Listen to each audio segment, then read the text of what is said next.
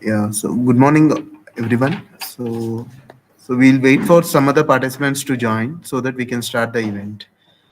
So it will be starting at exactly at 9:45. Yes, thank you.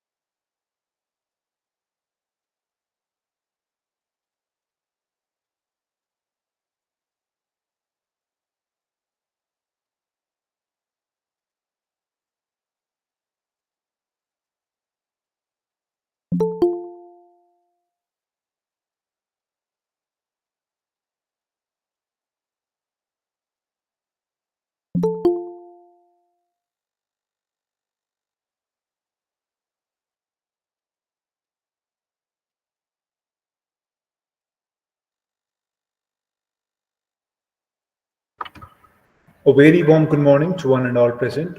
I, Peter, on behalf of Enrolling College of Engineering, would like to welcome you all to Comprehending Quality Aspects in NAAC Accreditation Process, a two-day national workshop organized by Internal Quality Assurance Cell of New Horizon College of Engineering, sponsored by National Assessment and Accreditation Council, Bangalore. Without further delay, it is my pleasure to invite Dr. Sanjay Kumar, Dean Quality Assurance and Skill Development Center, NAAC, to deliver the keynote address and inaugurate the workshop.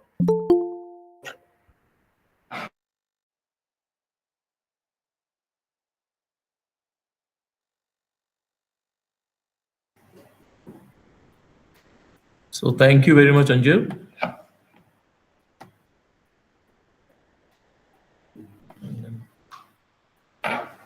So very good morning to one and all present over here.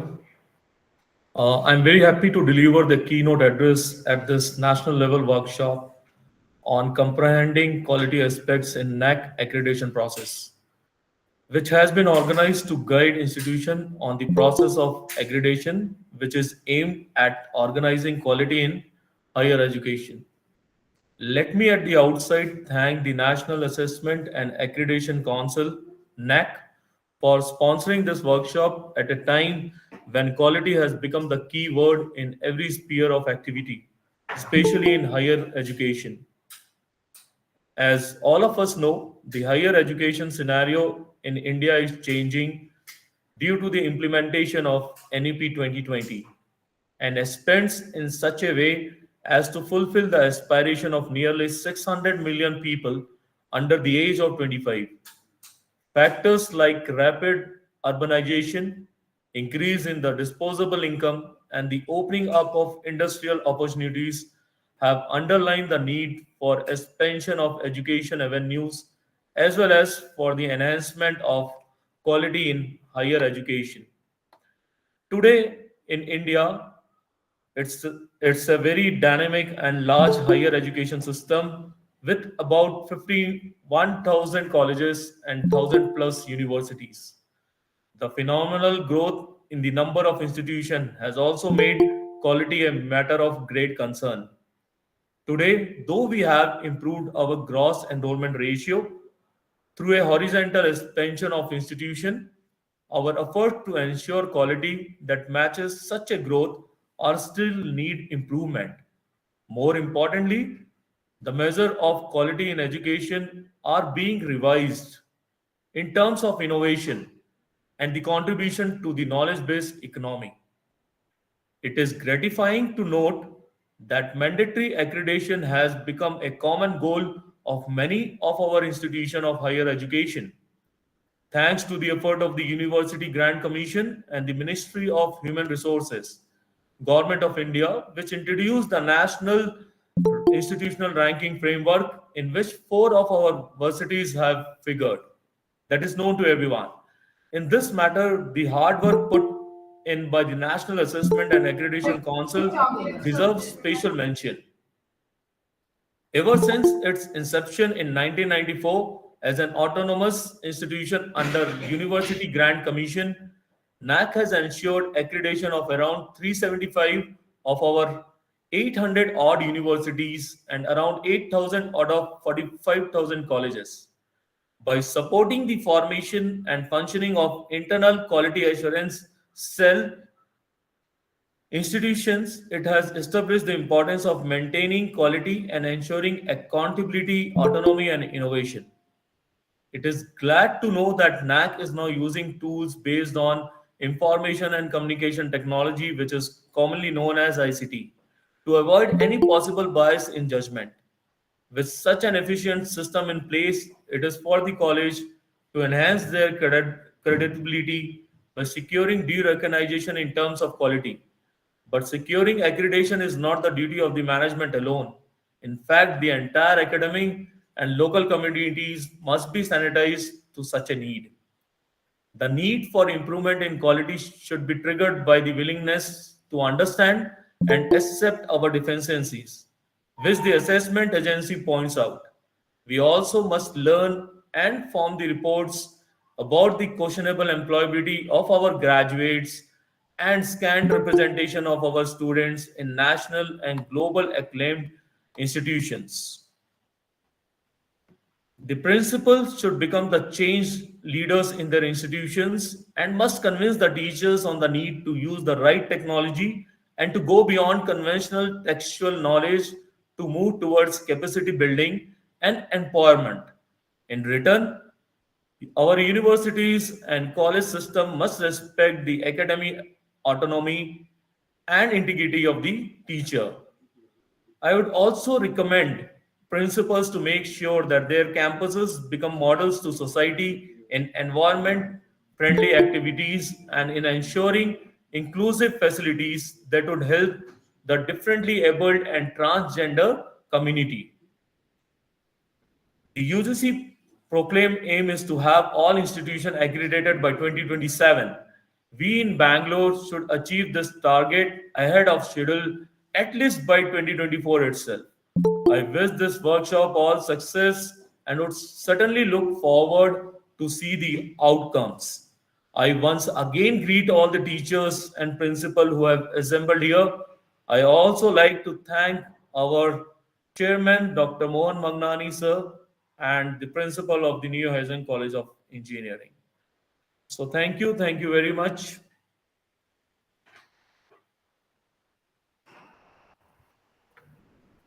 Thank you, sir, for the enlightening words and for sharing your insights on the importance and process of the accreditation, especially while mentioning the NEP and various other steps that can be adopted to improve the quality of our institutions.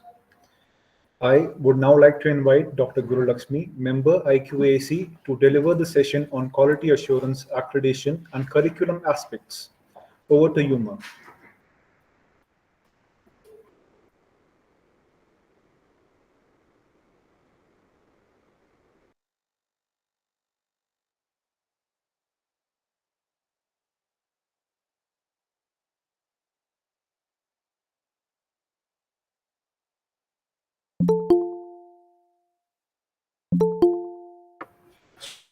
So Dr. Guru Lakshmi will be starting the session at 10. The session is also being streamed live on YouTube. The link for the same will be shared in the chat box shortly.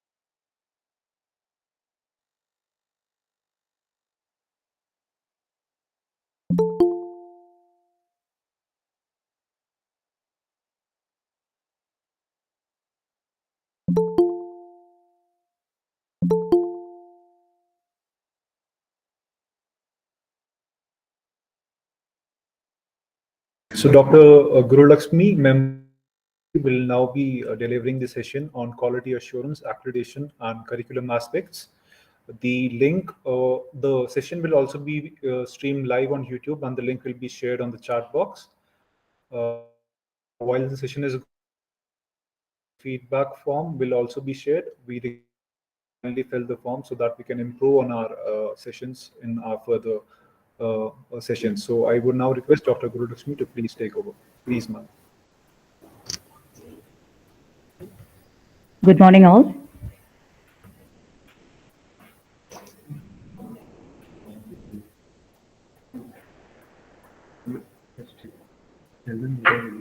Good morning. Am I audible?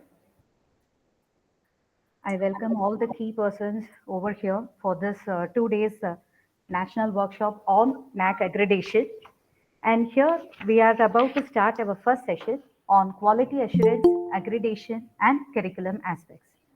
As we all are familiar with the NAAC process, it is a simple presentation to take you all through the process of getting the NAAC accreditation as an initial setup.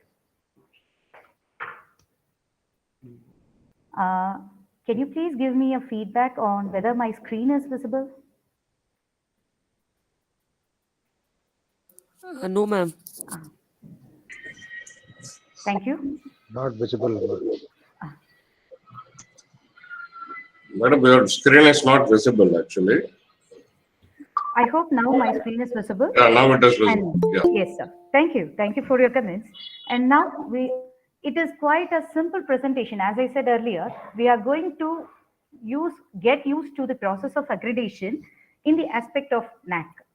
So the flow of this presentation is expected to be the quality assurance, accreditation, and what is NAAC, NAAC core values, areas where NAAC facilitate our institutions, and the eligibility criteria for NAAC accreditation assessment, and how we are getting used to the NAAC process, NAAC weightage and criteria assessments.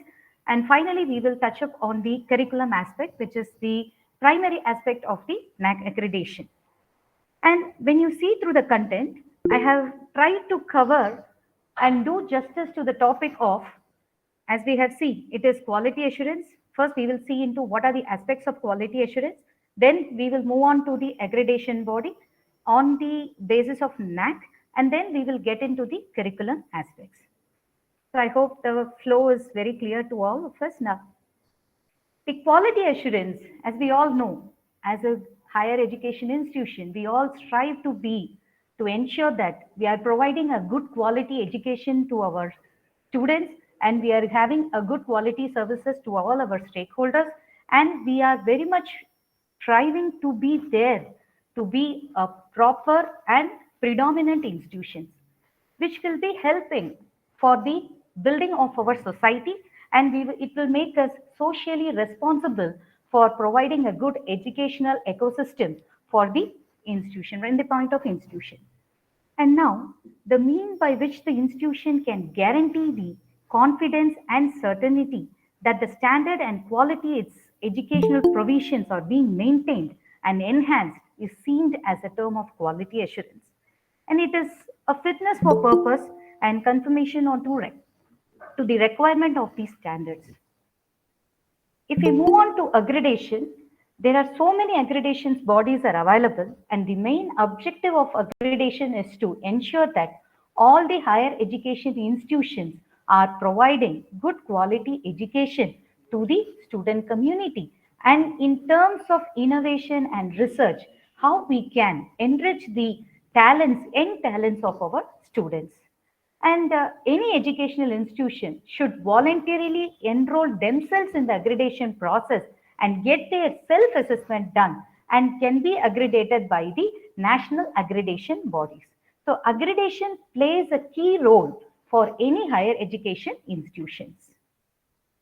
So now, if you look into the NAAC, so National Assessment and Accreditation Council, which is the key role player, which is an autonomous institution established by the University Grant Commission of India to assess and accredit higher education institutes in India. It is an outcome of National Education Policy announced at 1986 and plan of action was taken at 1992, which is in advance to the independent accreditation bodies. Consequently, NAAC was established in 1994 as an autonomous institution of University Grant Commission, and its headquarters is in our Bangalore. In simple word, NAAC is an autonomous body funded by the UGC, and the main purpose of NAAC is to accredit and give accreditations to higher educations. NAAC aims for quality in higher education, which is one of our which is one of our highest request of time to be very good in our qualities. NAAC core values are being listed as contribution to national development, fostering global competition among the students, incubating the value system, promotions of use of technology, and quest for excellence. When we look into this contribution to national development, as it is mentioned in the keynote address by Dr. Sanjeev Sharma sir, we can see that there are around 50,000 colleges and 1,000 plus universities are there in our India. And we all know that the number of the educational institution is quite high. And in throughout the last few years, we have increased in the number of institutions to a greater extent. And it is our duty to ensure that as we increase in numbers of institutions and how we are going to improve and prove our quality in terms of national standard. So the national contribution in terms of education is ensured by the accrediting body, especially by our NAAC. And the global competency among the people. When you look into the NAAC accreditation platform, there are certain stages given for consultancy, innovation, and student activities, extracurricular activities, and we can see that the ideology of the students are incubated and it is brought to startups. When we see into NEP policies, it is clearly said that skill-based education is the hot need of the hour. And we want all our students to get educated, trained in new skills, and they want to prove themselves as a self-established personas. So this will help our students to compete in the global stage. And incubating value systems, if you look into the NAAC accreditation process, we can understand that it is not a 1 day or 2 day visit, or it is not instantaneously done values. It is, as we say, the accreditation of NAAC is not like a act. It is like a habit.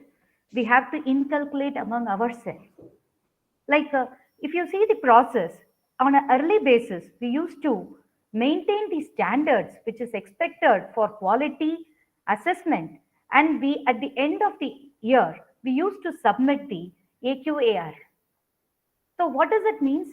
It is like on an early base we submit our progress to the NAAC accreditation body, which ensures that we are not accredited or we are not looking into quality at a one-time go. It is being a continuous process. And then promoting the use of technology. We all are aware that now the education system is mainly focusing on usage of ICT tools in conveying the education system and using of technologies to handle our data and usage of technologies to take us forward and to qualitatively maintain our standards. And the quest for excellence falls in the area like we are keep on searching for how to improve ourselves. And there are so many revisions are happening in our NAAC accreditation also. Latestly in 2021, the revision process has done and the standard operating procedure for all the institutions has been established by the NAAC. So NAAC, if they are keep on updating themselves, which means as a higher education institution, while following their accreditation process, we are expected to be uplifted and upgraded based on the future requirements. Now, if we go to the areas, if we look into the areas where NAAC facilitate an institution, as an institution, if we go for accreditation, we can get the following benefits. We can understand our strength, weakness, and opportunity. So once we start the process of accreditation, we will identify where I am lagging on certain criteria. As we all are familiar with the NAAC accreditation process, there are quantitative analysis and there are qualitative analysis. So once we start filling our SSR or a pre-qualifier or whatever it is, like whatever the aspects of NAAC, if we start doing the requirement for it, you can understand that all the areas, like as an institution, as a personal person, I can understand that here is my area where I have to improve, and this is my weakness. So I will be knowing my strength and knowing my weakness, which will help me to get more opportunities.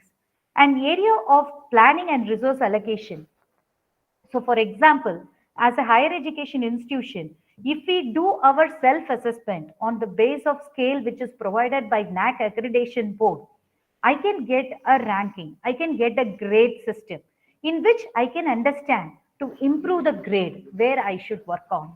So, there are 7 criteria. So, if I do my self analysis and if I understand that my research area has to be improved, my consultancy domain has to be improved, or my student activity area should be improved, there must be more platforms has to be given to them, and more budget has to be allocated for it.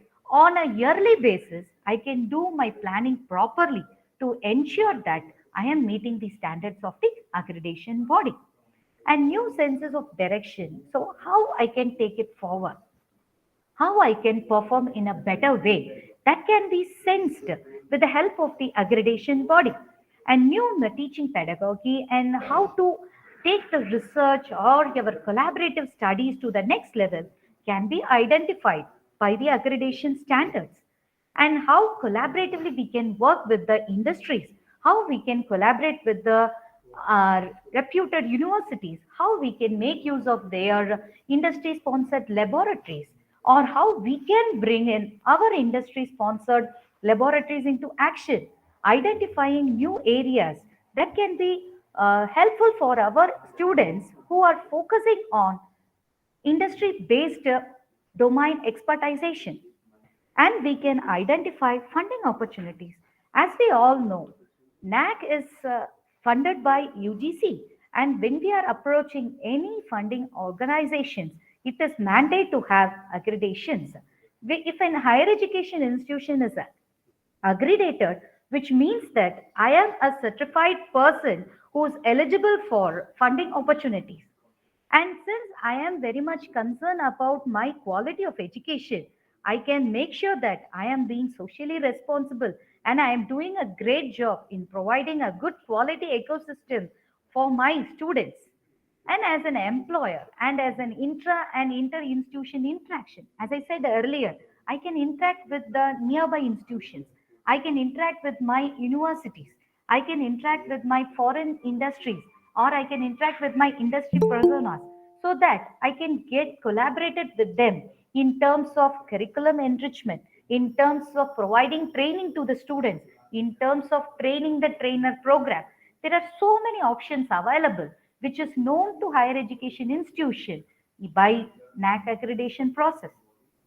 If we go through the manual of NAAC, we can identify the areas where we can collaborate with the external world to improve the quality of our current scenario. So the NAAC facilitate the institution in the areas which I have listed, and there are more and more areas where we get the facilitation from the NAAC, which will be discussed in our forthcoming sessions. If we look into the eligibility for assessment, so as I have mentioned here, the higher education institution with the record of at least 2 batches of students graduated or been in existence for 6 years, whichever is earlier, will be considered as the eligibility for NAAC accreditation.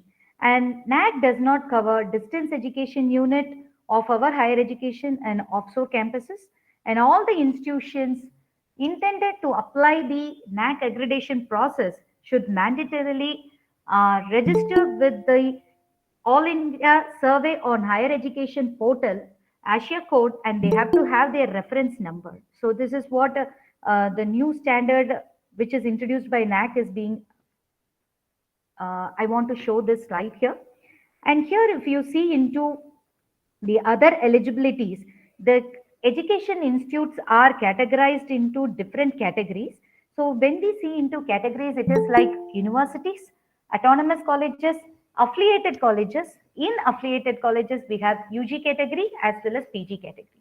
And on the basis of identifying my own higher education institution, I can go and look into the NAAC portal for their standard operating procedure, SOP, which is available on these 4 different platforms.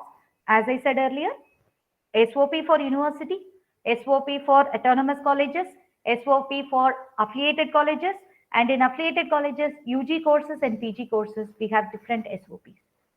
Before going for the accreditation process, please go to the NAAC website and download the SOPs, and please have an interactive discussion so that we will be familiar with what are the do's and don'ts of the NAAC accreditation process. So as once we satisfy the eligibility condition, we have to go for NAAC accreditation. As we all know, now UGC has made it mandate for all the higher education institutions to be accredited by accreditation bodies.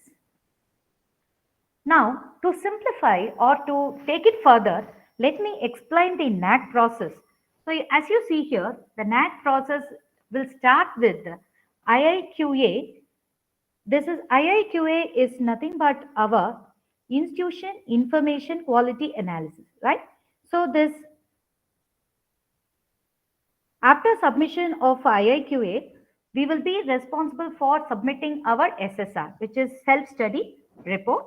And after submitting our self-study report, we will get into the process of accreditation, that is assessment. First, we will start with assessment.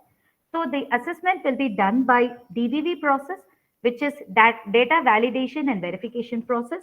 And then once the DVV process is get completed, we will be going to the 4th phase, which is called as the peer team visit.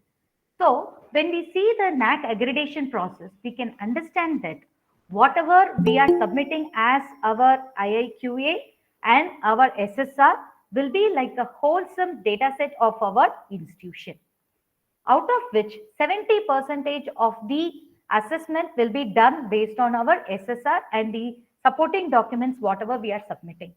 And the DVV is data validation and verification process, which will take care of how the genuinity and how far we can improve the presentation of our data and how we can validate our data. This will be done by the third party, and it is fully systemized and it is fully transparent. It is kept transparent by the NAAC so that we can go for fair judgment. So after the 70% of assessment is completed, the peer team visit will evident the clients of the institution and complete the 30% of remaining assessment, and it will be finally put together the final grade system, and the grade sheet will be given to the higher education institution. So now we will look into the process flow one by one. So institution should apply for IIQA. When I decide to go for the accreditation process, the accreditation will be done on the basis of cycles. So when an institution is going for the first time accreditation, it is called as cycle 1, and NAAC accreditation will be valid for 5 years. So if an institution is an early bird institution and it is going for the first time of accreditation, they will start the procedure by applying IIQA. And by applying IIQA to the NAAC portal, it is done online. So if you are applying it, after 15 days, we will get the acceptance or rejection with queries from the NAAC. This is the first response we receive from the NAAC portal. Okay, so after we receive acceptance, we can directly go for our framing of our SSR, or we can start doing our SSR work. But if we get any rejections with queries, there NAAC throws the light on the part where we have to improve. And the specific time will be given for submitting our clarification. Once both the parties are get clarified, we can go for the acceptance of IIQA, and then we will be performing the SSR. We will get the permission to fill our SSR in the NAAC portal. So IIQA and SSR filling in NAAC portal both will be done through online. There is no offline submission of any data to the NAAC office. So this is the first process which is called as IIQA submission. Next, when we started filling our SSR and we will be going for SSR submission, it will be like 45 days of time will be given for the whole process. And you can see this, the qualitative metrics will be of 350 marks and quantitative metrics will be of 650 marks. And the qualitative metrics will be like it is like explaining the key aspects of our higher education institutions in terms of write-up, and we will be giving the supporting documents in terms of photography or the agreement signed by us, or what are the vital data we are maintaining for our higher education institutions.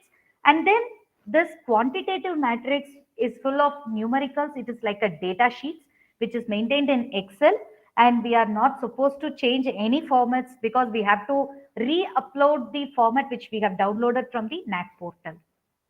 And here I want to mention one thing. Whenever we are doing the data entry or we are collecting the institution data and presenting it in the form of Excel sheet, it is better not to change any format, and we have to ensure that all the data are provided to our knowledge and it is properly filled in the data sheets provided by the NAAC portal. And one more thing, when we are uploading the supporting documents, it is expected. Initially, the NAAC portal, it was like around before 2020, it was like 3 MB data. Now you can see that the portal have developed it and it has updated to 5 MB data. So whatever attachment we are going to give or whatever supporting document we are going to upload for certain qualitative metrics, it should not go beyond 5 MB. And the visibility should be ensured, the quality of the scanning should be ensured, and whatever we are submitting is to be analyzed by a third party software. They are involving the software for this purpose. So there is no human interaction where we can give our own justifications. So better to keep the data very clear and the supporting documents in line with the data whatever we are providing. This is the best practice which we can follow to get through our SSR in a one go. And this is the DVV process. First, the NAAC receives our SSR, our supporting documents in terms of write-up, that is qualitative data and quantitative data. The qualitative data and the respective supporting documents will be verified, and quantitative data will be verified with the respective data sheets. And in most of the data sheets, the link for the institutional website will be asked. If you see the respective document, not to the main page or not routing to the some other pages permitted. So, for example, if the internship data of the students are required to be submitted, the NAAC portal expect us to give the respective web link of the higher education of the institution. So NAAC will go through the all data sheets in terms of what is the data we are submitting and what is the supporting document we have given for the same, and the respective links will be verified by the third party software. Once the verification is done, if there is any clarity for the supporting document is required, NAAC will raise the DVD clarification, and it will give 15 days time for the institution to submit the validating report back to the NAAC.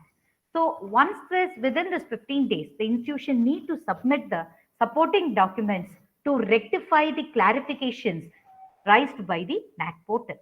And within the next 15 days, NAAC will check the supporting documents and what are the clarities or what are the queries raised by the NAAC and what are the data or documents submitted by the institution will be verified crucially, and it will be either accepted or it might get rejected by the NAAC. So to get the higher order of acceptance, it is better to keep our supporting document clear and to the point. Once that checkup is verification is done, DVV verification and the re-acclamation is happened, then we can move on to the DVV process. Once again, our data will be processed and the institution will be provided for pre-qualifying for the peer team visit. Once we complete the DVV process, we will not be eligible for peer team visit. So we have to be crucial and we have to take a lot of care once the DVV process is initiated. As I said, please go through the web links and the supporting documents to be tagged properly with the data, whatever is being submitted in the portal. So once it is done, after the institute got the pre-qualification for the peer team visit, within 90 days, we will get the peer team visit to the institution.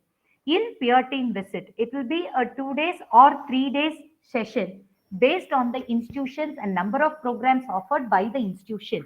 And we will be looking into the peer team people and we will be evidenting, they will be coming to our campus on live and they will be evidenting the clients and they will see the reputation of our higher education institution. And this is the time where we can show our strength, we can show the new opportunities whatever we have developed to the peer team. So once the peer team visit is done, then they will report back to the EC meeting which has happened in the NAAC office, which will be conducted monthly, the first Monday of every month. They will be having the meeting, they will submit our results, and we can go for, and our results will be announced. So this is the process of our DVV. And when we want to have a brief look on what is happens in the peer team visit, if it is 2 days program, I have taken a 2 day program, and day one we will have the presentation of our principal, and then the committee will be visiting to the departments. Then we will be having the common facility visit, interaction with the stakeholders, and cultural program. When I say interaction with the stakeholders will be categorized as our parents, our alumni, our industry persons, those who are in collaboration with us, and all kind of prescription where our institution is being done will be thoroughly checked in day one visit. In day two visit, there will be documentation verification. So this documentation verification is quite suspicious. It is purely depend on the evaluators. So what are the kind of documents they will be seeing our SSR. Would have seen our DVB process. They would have seen our queries. What are the queries we have received? And they would have checked our website also. So this document verification will be crucial. They will be asking the area which we need, like they need some clarifications and we need to prove ourselves. And then they will start to write the report on the visit and share the report with the head of the institution, and filling of marks by the peer team member in the NAAC portal will happen in the institution only, and they will have their exit meeting and they will leave the institution. So I hope with all the NAAC process, I would have covered what is the expectation of NAAC and what is the readiness of the higher education institution to be done here. I would like to invite any questions at this point, like what are the NAAC process, whatever the slides we have seen so far.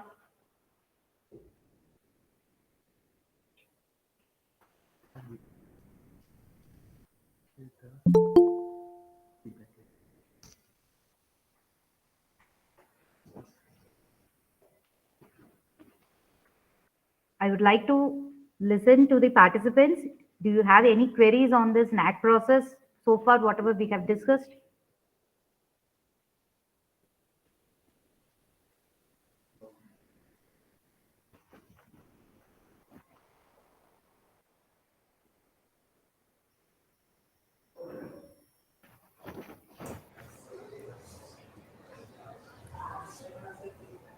Yes, ma'am.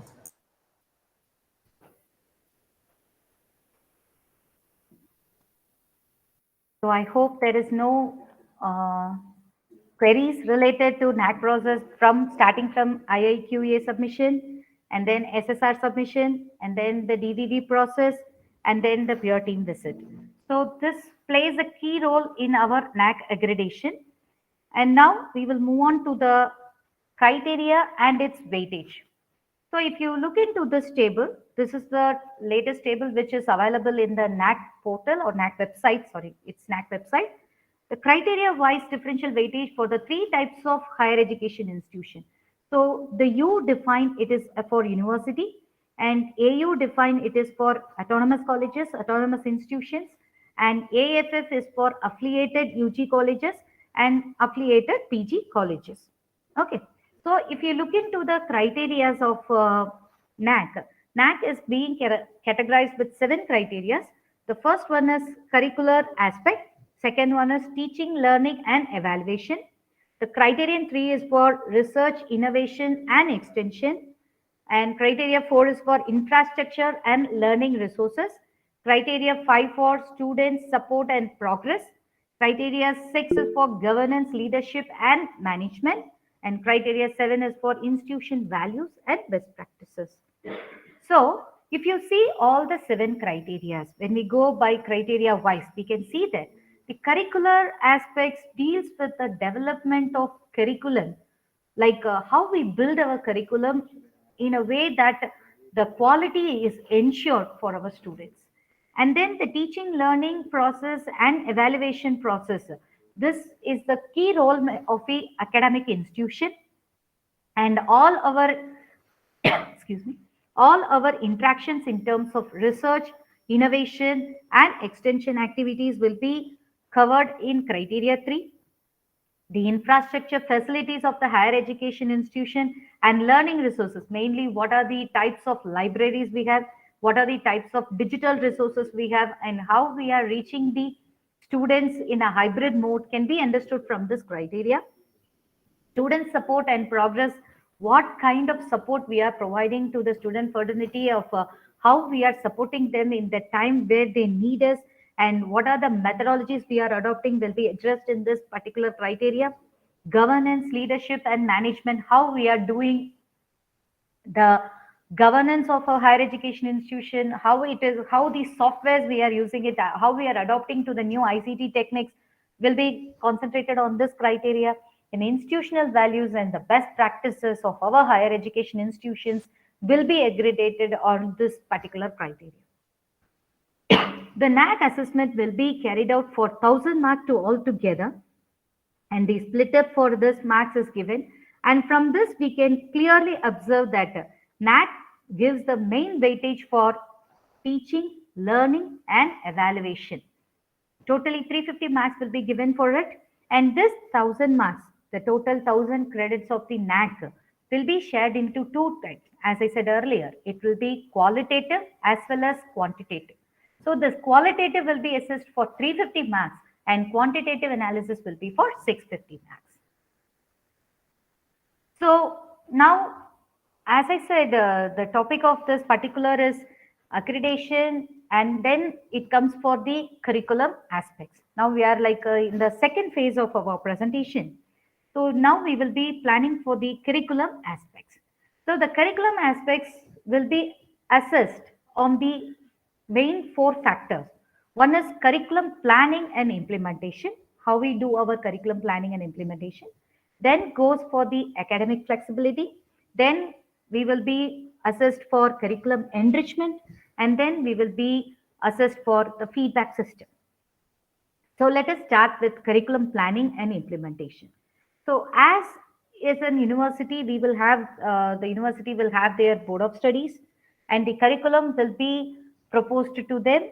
And as an autonomous institution, we have our board of studies, and there will be a standard given by the universities. Grand Commission UGC has given the what to say guidelines to keep our board of studies.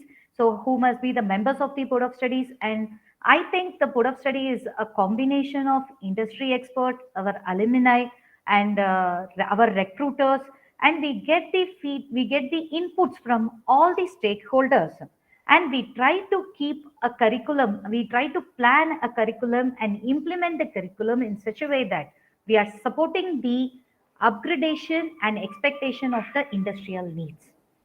And then comes the academic flexibility, where we give the students, or where we are encouraging the students to choose their own electives.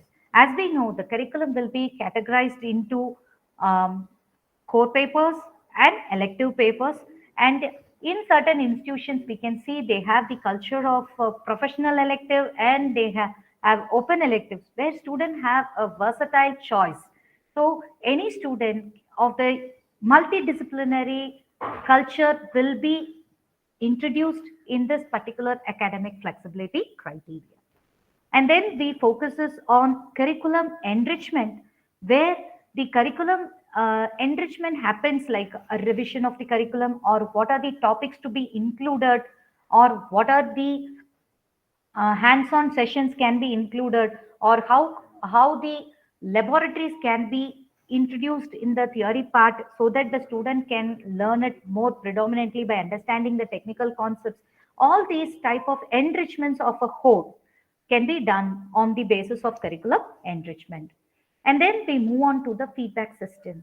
The curriculum feedback system plays a vital role, because the feedback from all the stakeholders will give us a great ideology on how strong our curriculum is, and what are the areas where we have to improve, or we can understand that where we are strengthened and how we are getting adopted to the new environment.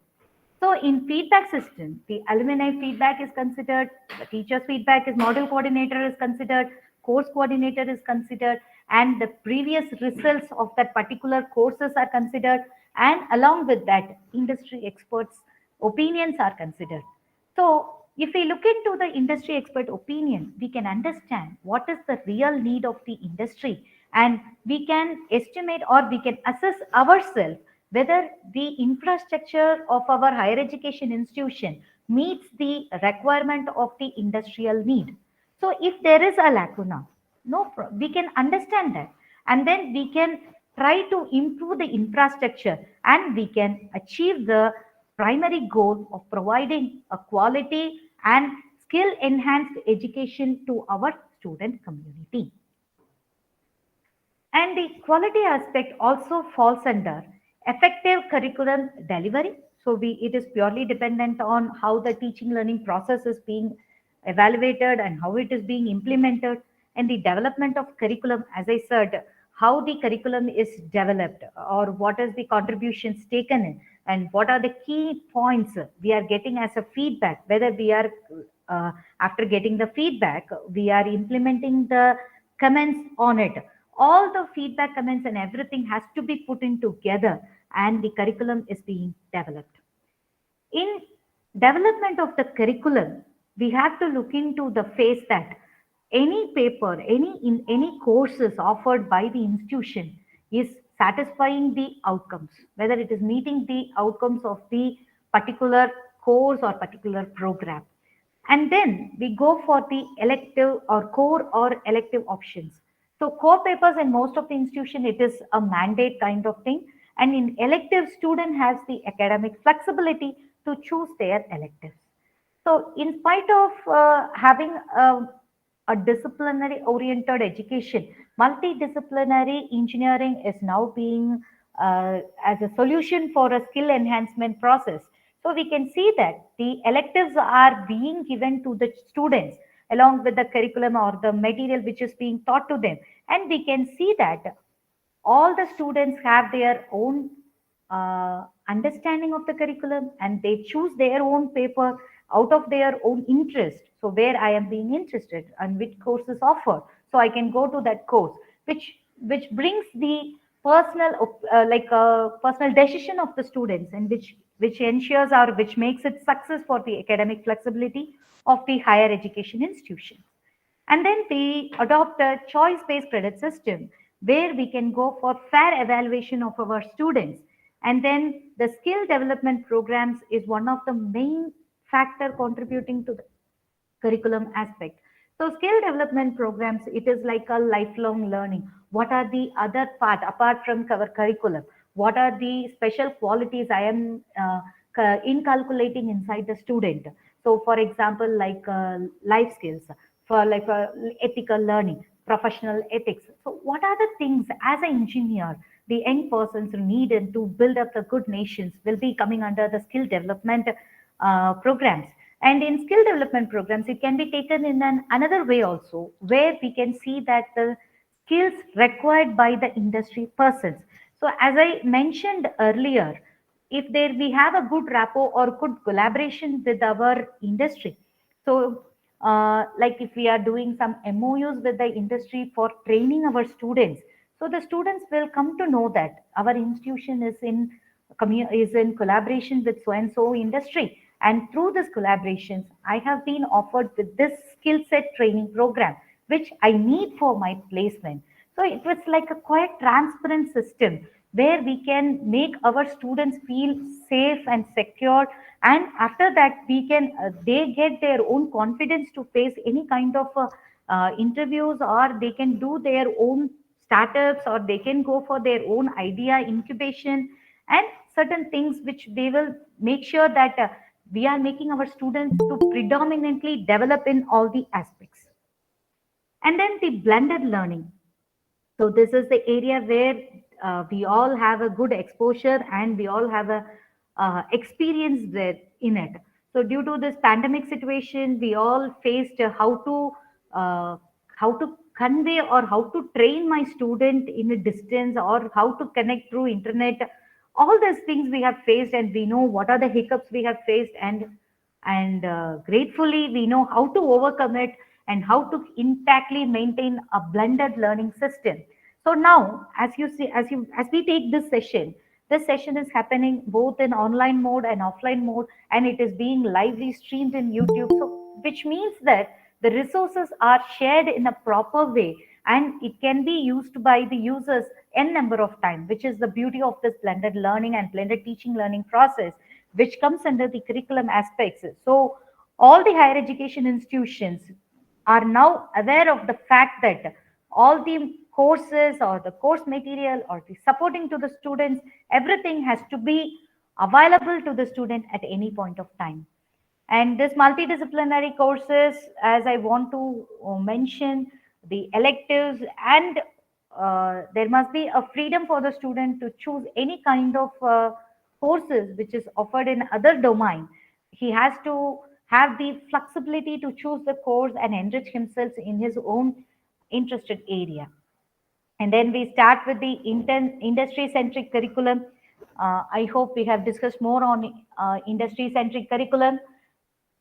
Now we will go into the curriculum enrichments. So all these factors contributes much more to the curriculum enrichment and finding. So as I said earlier, we can see that curriculum planning, implementation, academic flexibility, curriculum enrichment, and feedback system plays a vital role in our curriculum aspects. As you see here, the curriculum aspects is for universities and autonomous colleges, it is graded with 150 marks, and for affiliated colleges, is graded for 100 marks. So this is my end of my presentation, and I hope now, if you have any queries, you can uh, we can have a discussion.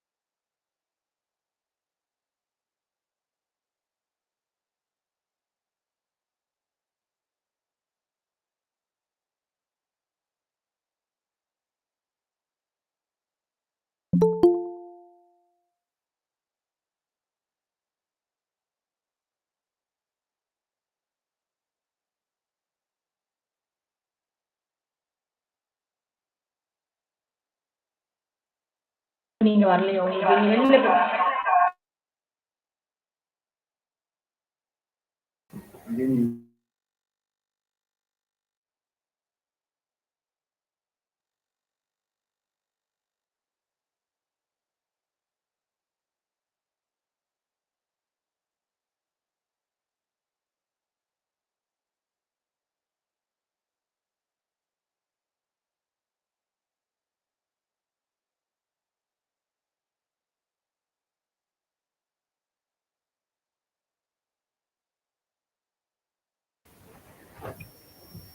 So the listeners can keep their questions forward if we want to discuss anything, or else we will wind up the session and we will meet for the session 2 on 11:30.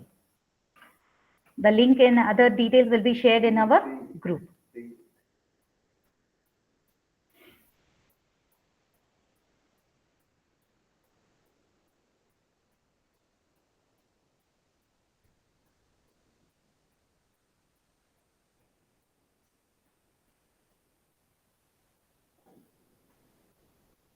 Thank you all.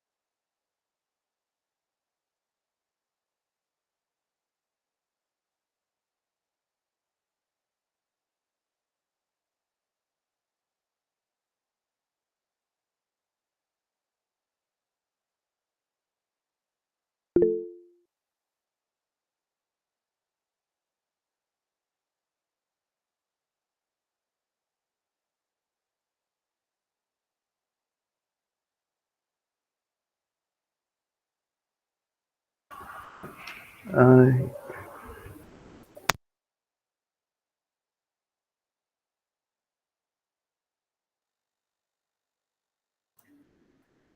yeah, Mr. Asif, you raise your hand.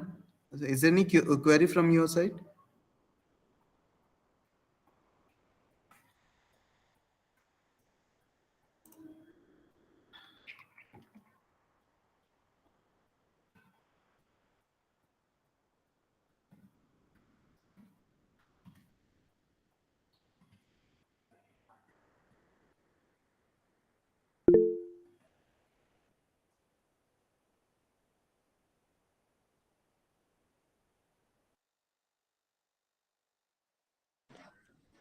Sir, when will the program start? We are waiting. The speaker is about to join, sir. So we are waiting for the speaker. Once he joins, we'll just start the program. Okay, okay, sir. Thank you. Just in few minutes, just 1 or 2 minutes it will take. Thank you. Thank you.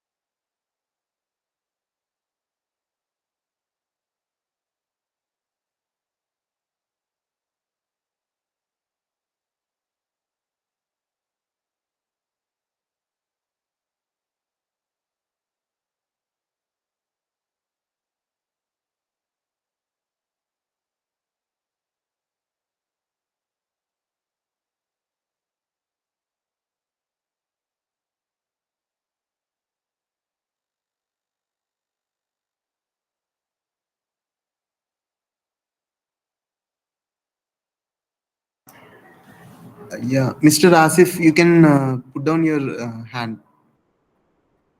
It is still in rising.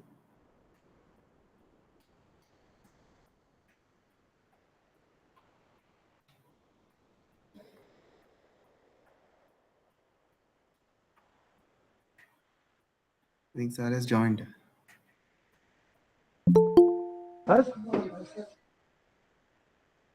Yeah, Asif sir, you can you can put down your rise.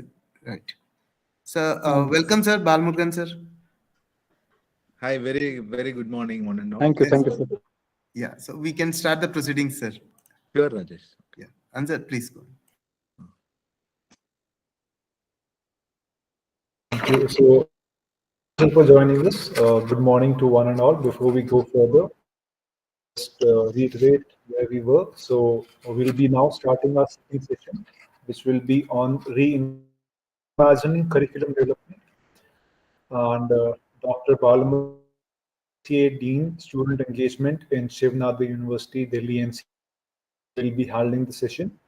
So, Dr. Balamurgan, more than a decade of experience working in the academia in reputable university, Galgotia and Shivnata University. He has more than 200 papers published in journals like Springer and IEEE, to name a few. Sir has also edited about 80 books, which are under his name. From all this, he has been a speaker at more than 200 talks in various events. And it is therefore our pleasure to have you here today, sir. We welcome you on behalf of New Horizon College of Engineering. And before I start the session, I will just inform the participants once again that the session will be streamed live on YouTube and the link will be shared in the chat box. Apart from this, during the course of the session, we will share the you can feedback and the tendency, which will be shared again during the course of the session. So thank you again, sir, for joining us, and over to you. Thank you, sir.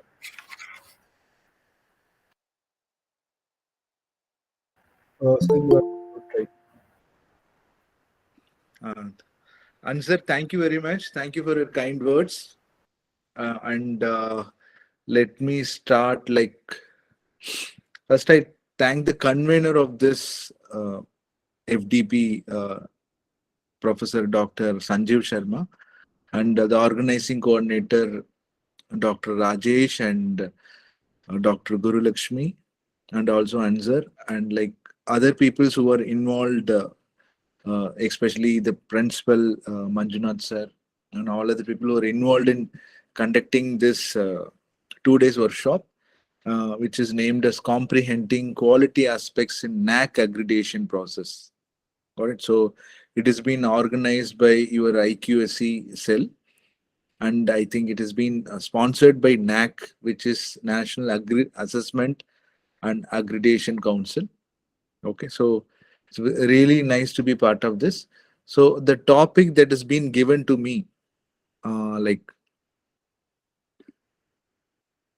just sharing my screen. Got it? So the topic that has been given to me is how to reimagine curriculum development. Got it? So before that, I want to show you. I think my screen is visible to one and all. Yes, sir. Okay, perfect. Okay, so I'm going to show you a white paper that has been published by NAAC themselves. Got it? This is a NAAC white paper. You can see that very carefully. It is a draft paper that has been published last year, that is in 2022, during May of 31. Got it? So it's a draft 44th version. I have it. So this white paper is named as Reimagining Assessment and Accreditation in Higher Education in India. Got it? So here they have given a lot about curriculum. Got it? You can see they have given how to design a curriculum, what are the progressive ways of designing a curriculum, and how to benchmark your curriculum and syllabus with foreign university. Everything has been given. Got it? So I just want you to go through it. once our lecture is over. So you'll be getting a great understanding of it. Okay, so how curriculum plays a role, and after the advent of NEP, how the curriculum has changed. So how it has become, and how to frame a curriculum for an academic institution, and how to frame a curriculum for an research-based institutions. So they have very well said about it. Okay, got it. So you can go through it. So I'm just copying this white paper and I'm just pasting in our link so that people will be finding it useful. Okay. So now let's go to our presentation. So I have already told you that I am Dr. Bala. I am from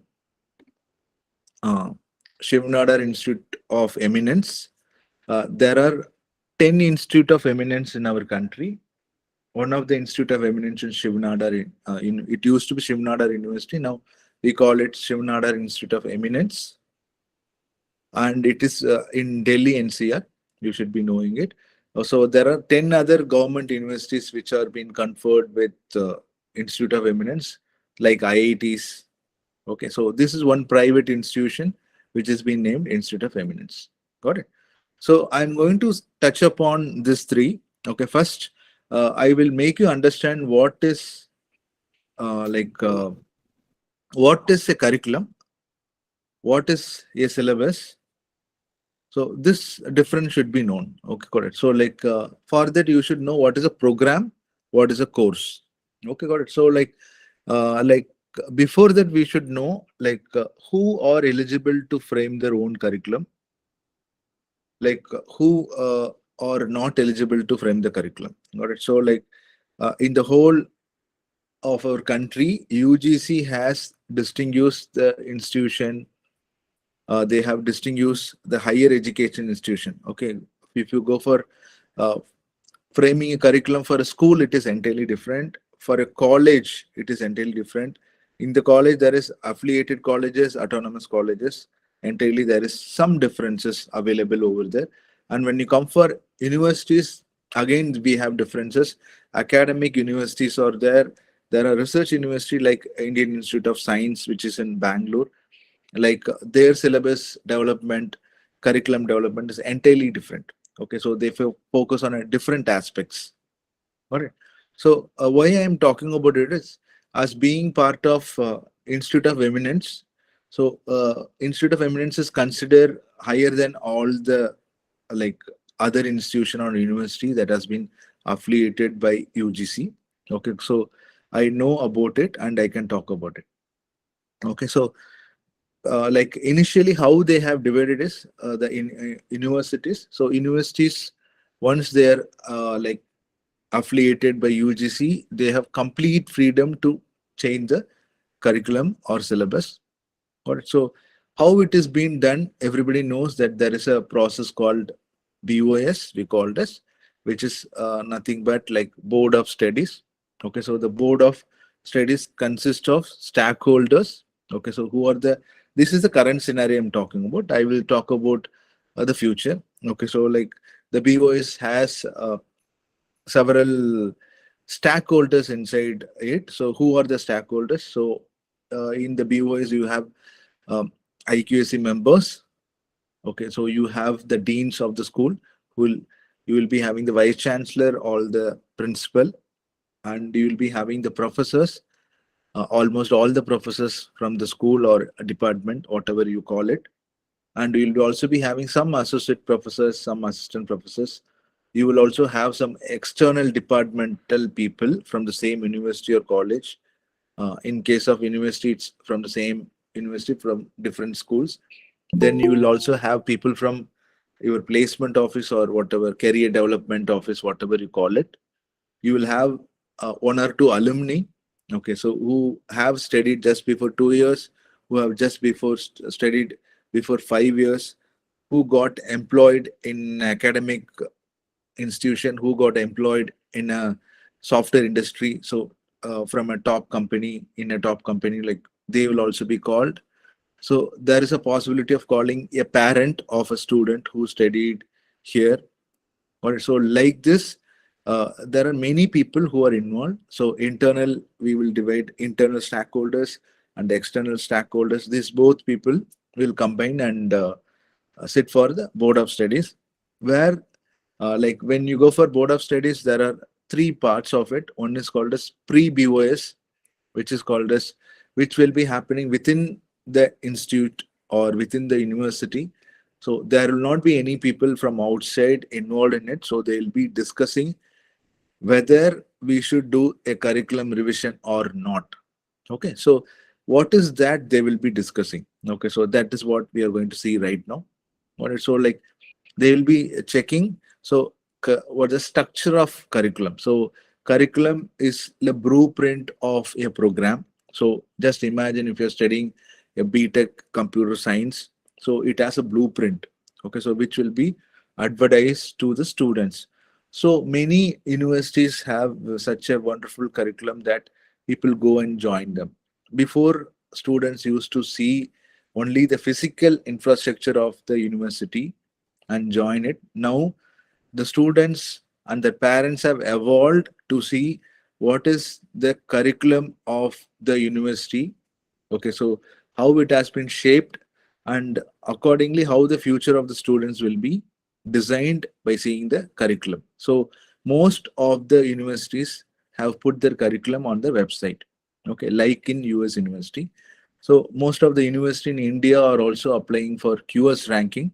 So most of you would be knowing about QS ranking. So they have done with NBA, they have done with NAAC, they have done with EBET. So now they are going for QS ranking. It means that their curriculum should be with par with a foreign university curriculum. So UGC, the last 2 years, as I'm in Delhi, I have attended so many of meetings of UGC lively, which is being chaired by UGC chairman himself.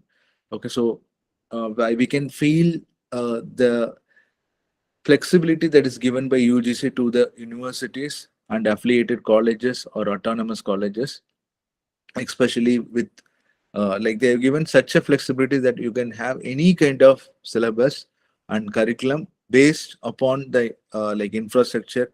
You can't say I'm going to have a BTech in robotics, or I can't say I'll be having BTech in blockchain without having the adequate ecosystem for the students to know about a blockchain or robotics. So that is what they will be looking into.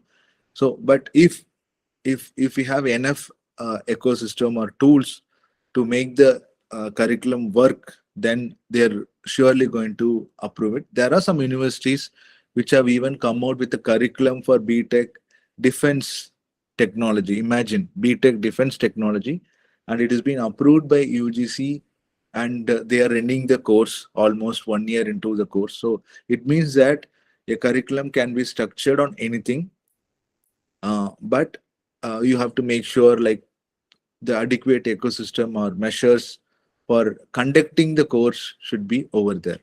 Am I audible still? Yes, sir, you are audible. Okay, perfect. Perfect. Okay, got it. So this is the current scenario. So NAAC has given certain rules and regulations. If you are in affiliated college, yeah, you need not to worry. The university under which you are affiliated is going to give the syllabus. But there are certain things that can be understood, that the university nowadays are trying to change the curriculum once in 2 years. Okay, got it. So syllabus can be changed every semester also, if not fully, up to 20%.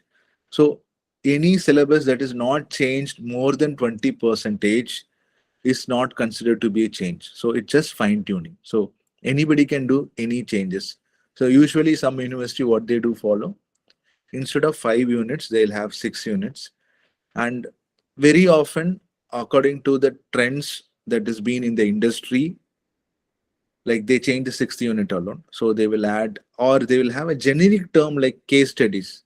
So in the case studies, the faculty can teach whatever case study he or she wants. So there that problem is being solved. But completely changing the curriculum every year should also be avoided because it will not get into focus. If you take IITs, especially IIT Delhi or any other IITs, you can see they don't change the curriculum that sooner. But when they are changing, it will be very focused change. And because they know most of the alumni of IIT will be in the top companies, top sectors. So they have a very good alumni connect.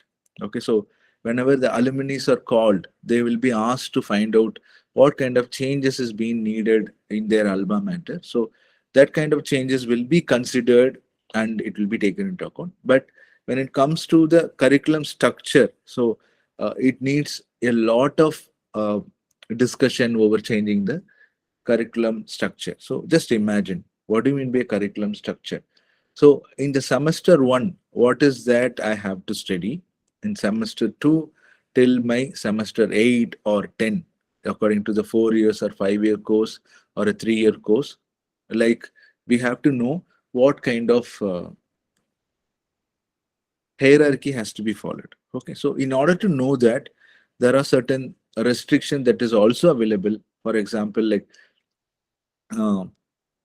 we should know what kind of courses you are going to study and what are the prerequisites for studying the course, what are the post requisites of studying the course, what are the core requisites of studying the course. Okay, just imagine I'm going to insert a course on a particular topic into the curriculum. Okay, so there is a possibility that it will have a dominoes effect and change complete curriculum itself, because the course when I'm inserting, if it is an advanced level, I have also need to introduce multiple other courses which will form the foundation for this new courses to be introduced.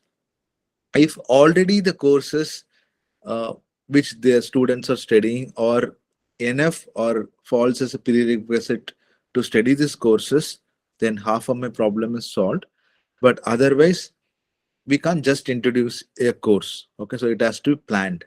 Okay, and maintaining a balance. So there also should be a balance in each of the semester also, which not much of universities follow. I have seen there are some flaws in some universities, like if how the setup should be there is like, if you are going for a third semester of any course, so just take an example of computer science. I will also take other departmental example when we are into the topic, not to worry.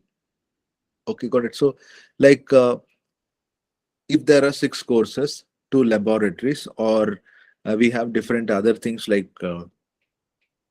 embedded courses, which means like there will be a component of uh, a course, theoretical course, tutorial course, and laboratories. Okay, there will be combination of either theory and lab or theory, tutorial, and lab. Got it? So like we have to make sure that when this 6 course, when a student is studying, he or she will be able to complete a project, or he or she will be able to do some very good outcome out of it by just studying it. For example, like if I have a data structure, algorithm, C programming, or like a compiler design, system software, or automatas, okay, all this together. So then it makes sense because there is a continuous relationship between these 6 subjects. Okay, so I will be parallelly studying all this, and at the end of the semester or at the next semester, I'll be able to do the project which combines all the outcome of this courses which I have studied. So like that only it has to be defined. Okay.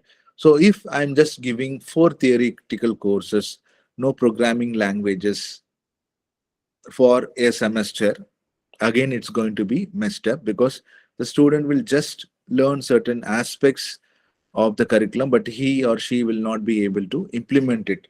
So we can't use the intermediate outcomes of a semester. Okay, so the semester also has to have a self-defined organization within that, so that it will be very much useful.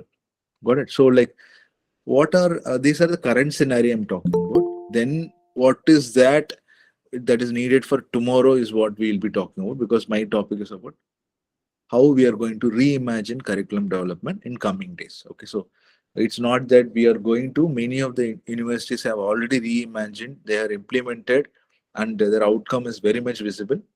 So like I was with V8 University for 14 years. So I have been part of multiple board of studies meeting, and VET has Vellore Institute of Technology. Vellore has a very good syllabus, because we make sure like it is very advanced. And after that also, I'm working in two top institutions. So I have the prior experience how the directions of academics is going. Got it? So what are the accreditation expectations? Okay, got it. So like I can do any kind of change, but there is a body called UGC under which we are working. So we have to be very careful with the expectation, because if you do it wrongly, there might be problem in granting of degree to the students. It's not a small issue. This academic is something very sensitive. We have to make sure to follow the rules and regulations. So they have given a certain structure, and they have given certain like assessment that has to be done before just touching upon the accreditation. And like when NAAC is coming for the visit, okay, so like they have signed 7 criteria to be seen. And the first one is the curricular aspects. Everybody knows about it. Got it? So like the main thing what they'll be checking is the curricular aspects. Okay, so what is that they will be checking, like how the curriculum is defined, what are the course objective, what are the course outcomes, so how it is connected to the program objectives. All this will be mapped, and you have to show how uh, very in-depthly it is correlated or connected. So this is what they'll be checking. Okay, so if we have flaws in our curriculum development, then while explaining the curriculum aspects of your higher education institution, it is going to be really tough. So you have to have a very great eye to look at the curriculum itself. Okay, now let's see a new concept called as focused curriculum. Like because the needs, like you have two types of curriculum, generic and focused.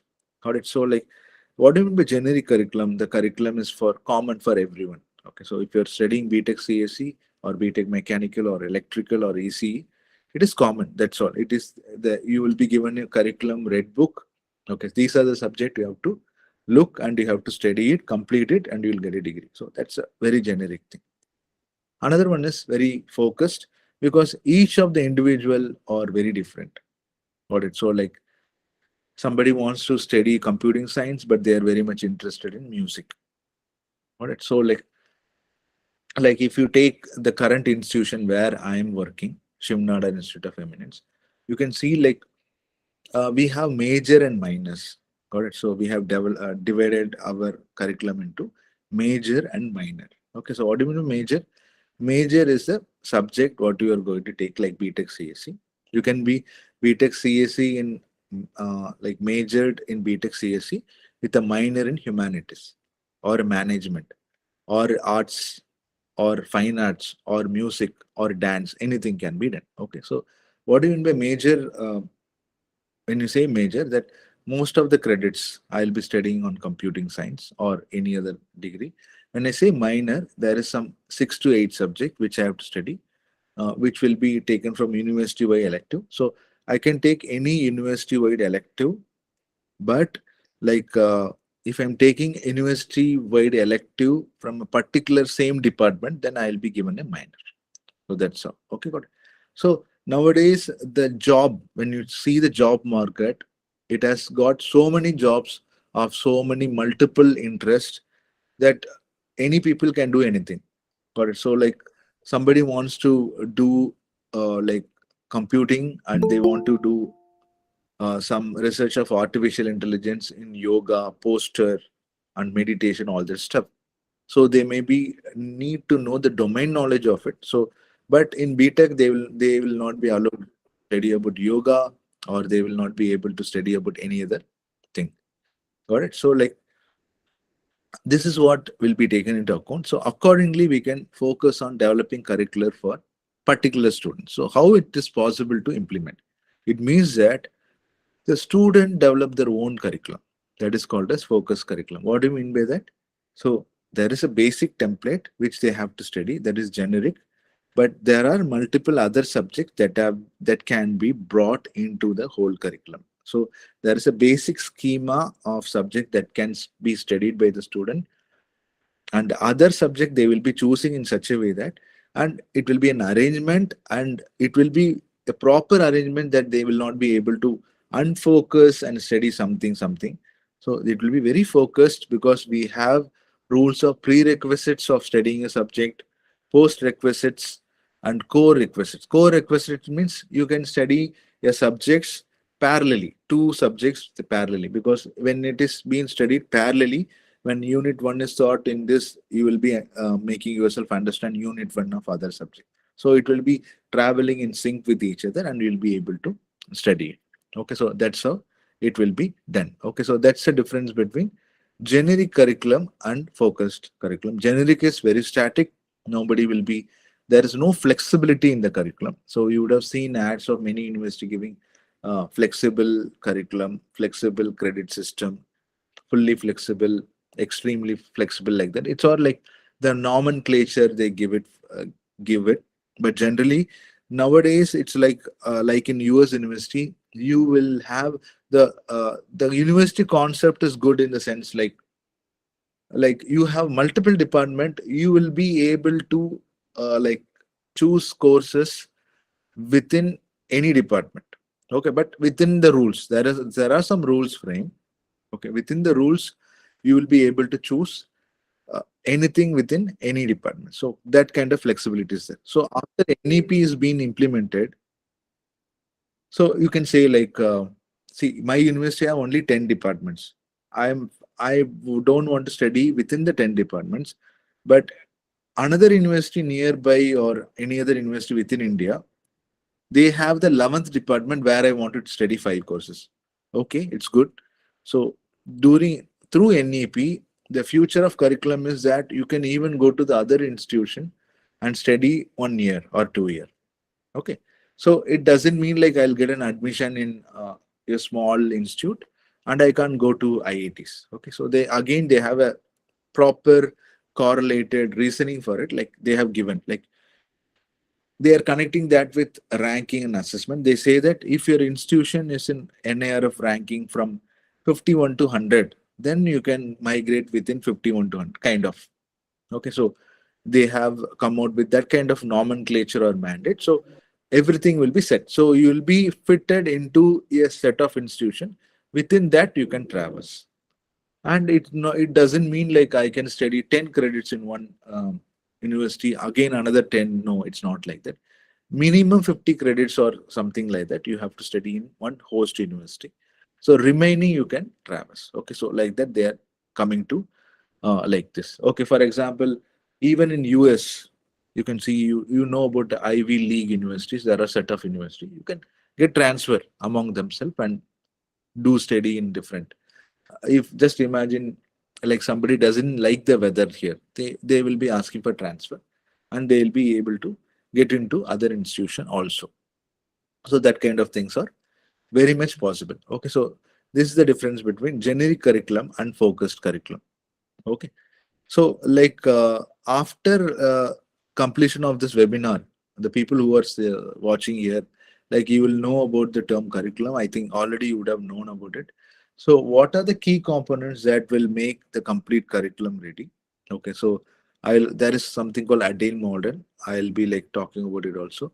So then we have to know about what is learning, because we are coming, curriculum is not just we will frame it and we'll just put it outside for people to study. No, it behind it, it consists of a proper teaching learning process. So we have to understand how the teaching learning process can be optimized through this curriculum. Then only we'll be able to design it. And how you have to do instructional design. Like Just imagine you go into tie up with some software industry, they give you a curriculum, you just implement it. So, but how we will instruct it?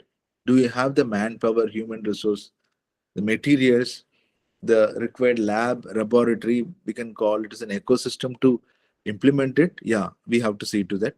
Okay, got it. So like, what are the roles of the objectives of instructional design process? Okay, got it. So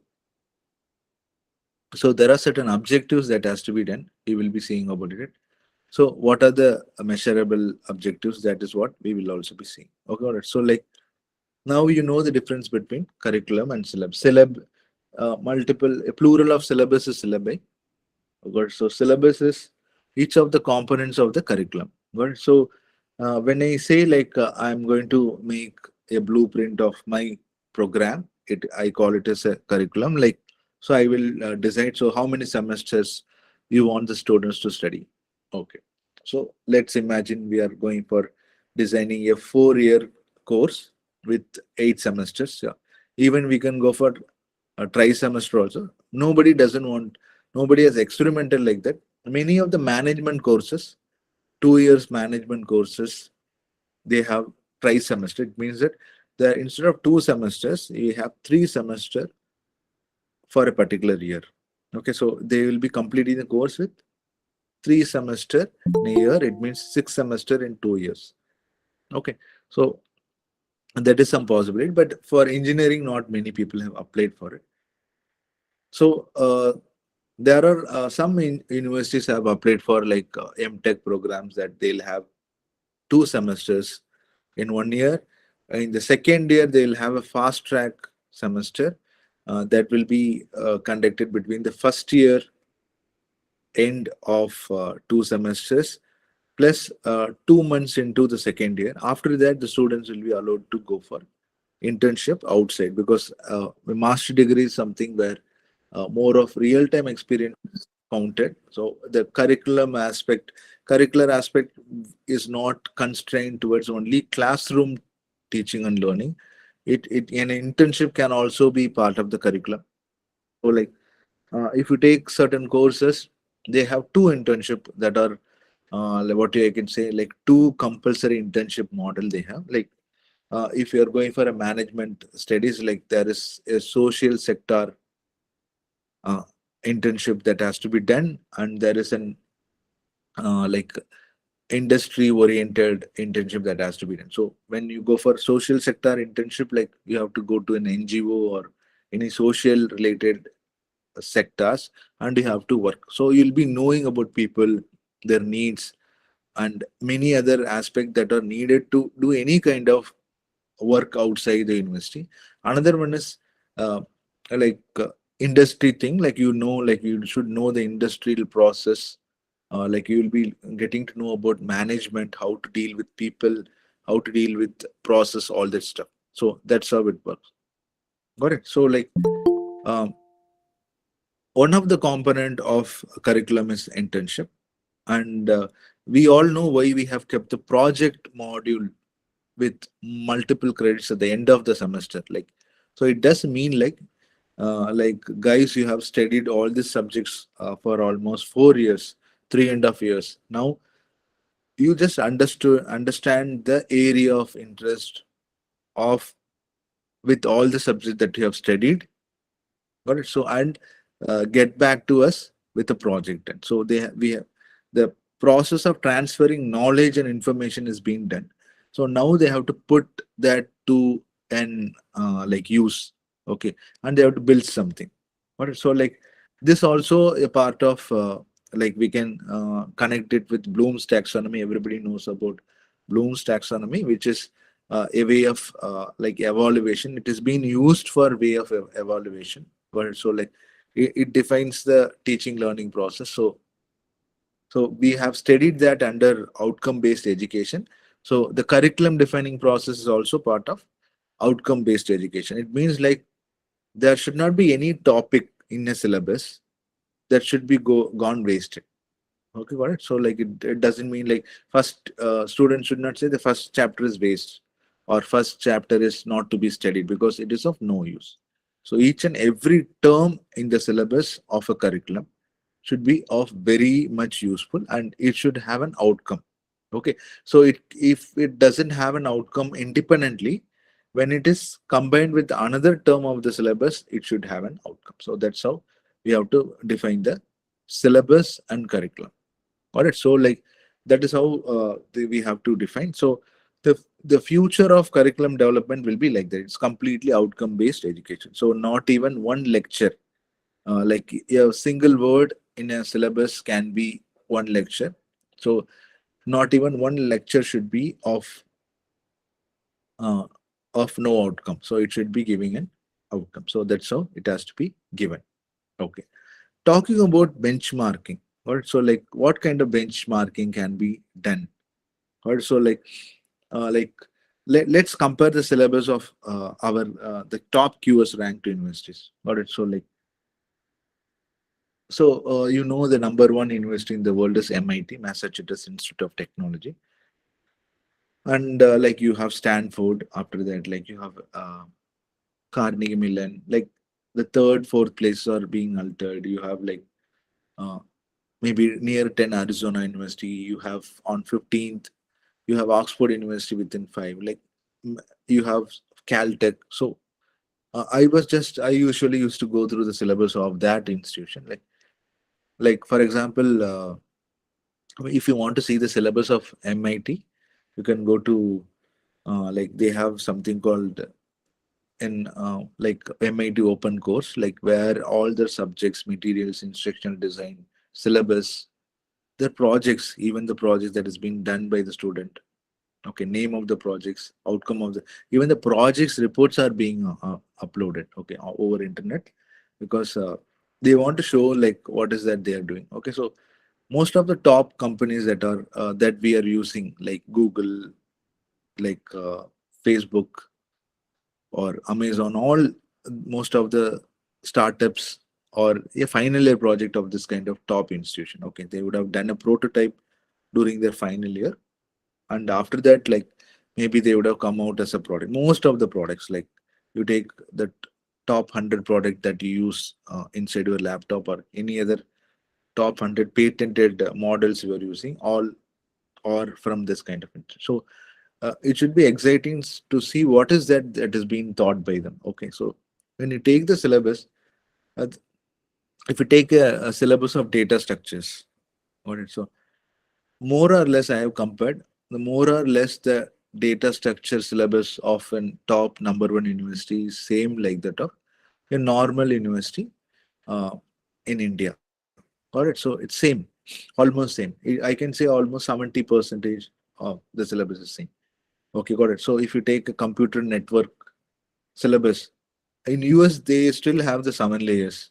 Okay, they have to teach the same OSA model. So in India also we have to teach the same thing, but the way the instruction is being designed is completely different. Okay, so who is teaching is entirely different. Okay, so the amount of effort people are putting out to teach a small concept is very different. The evaluation is 100% different. Like that's what I have seen. Like I have traveled to multiple countries and I have visited most of the labs and all that. I've seen like the assignment given to the students are very tailored design, means each of the student are given specific assignments, and it's all open book exams happening, like anybody can choose, but they give problems that are not even having solution over internet, direct solution. There will be solution, but it will not be a direct answer given over internet on particular page. So how we do evaluation of an examination, like is by keeping a quiz or by keeping giving an assignment or giving an examinations, all that stuff. So that is taken from the curriculum what you are going to do. So that is how it is being evaluated. So if in US the instructional design will be very hard, like they will put a lot of effort to design the instruction, means like even if you take in Europe, like for example you're going to start a semester, so they will be already allocating you subject maybe before 6 months also. Okay, so you have to completely design the instruction. So the PPTs or videos or all the contents, So before that you have to upload, then only you will be going for lecturing. Okay, so that kind of strictness is there. Okay, so they will be very keen on knowing the like curriculum and syllabus. Got it? And students are also vetted, like, so this is what you are going to do. So the how when we go to a restaurant, we will be having dishes mentioning the spice level. Even the students are given like how hard the course is. Okay, so if you take this syllabus, they even give the pass percentage of the course. Okay, so means the day one of the lecture, the faculty comes and say what is the maximum expectation they can have from the course, and he will also give the information like how many of them failed in the course or passed in the course. So what is the outcome of the course? So how hard is the syllabus is, how much hours of man hours they have to spend in order to learn this course. All this they will say. Okay, so after the first class, there will be a day when the students can opt, maybe after 5 days the student can opt to drop the course or still continue with the course. Am I audible still? Yeah, yes, sir, you are audible. Yes, sir. Okay, perfect. Is the lecture going well? You people are understanding? Can I get an yes or no from someone? Like, Yes, sir, it is very much understandable and you are elaborately explaining it. Thank you for that. okay, oh, perfect. Yes, sir. Yes, sir. Yeah. Okay, okay, good. So now, like, if you see, like, Indian university, when compared to the Western university, we are more close towards the curriculum. Okay, so even if like we don't involve much of student into it. Okay, so the future of reimagining curriculum will be most of student centric. We should accept it because it is student who are going to learn it and who are going to put into use.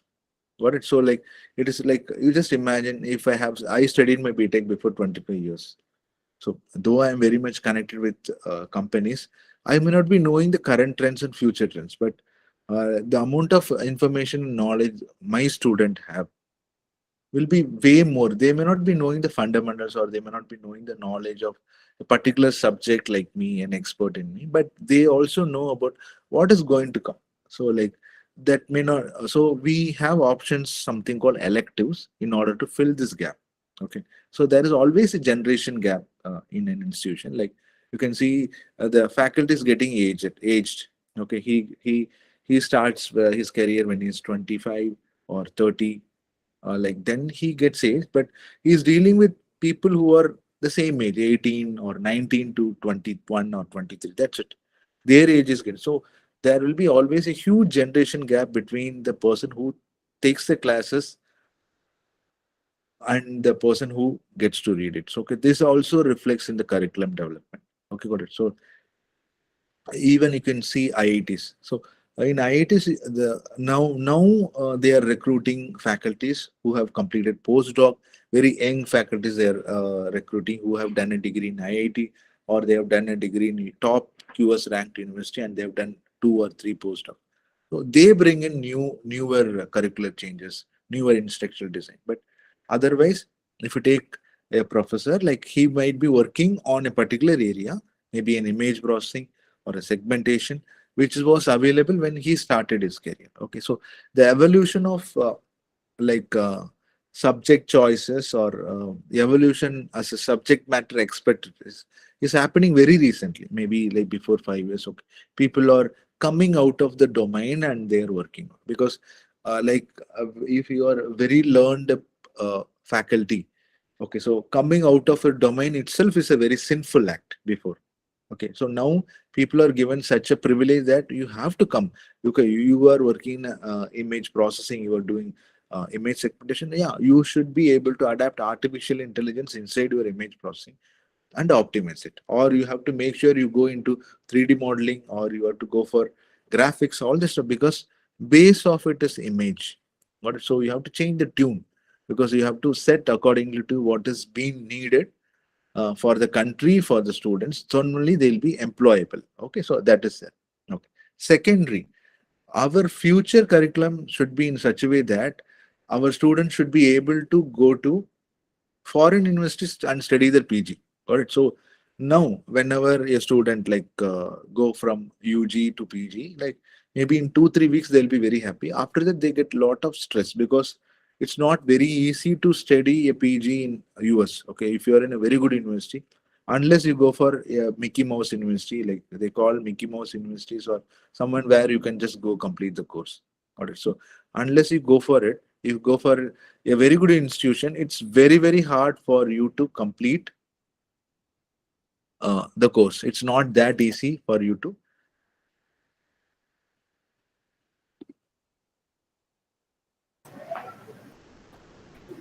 Yes, sir. No, no, no. I just.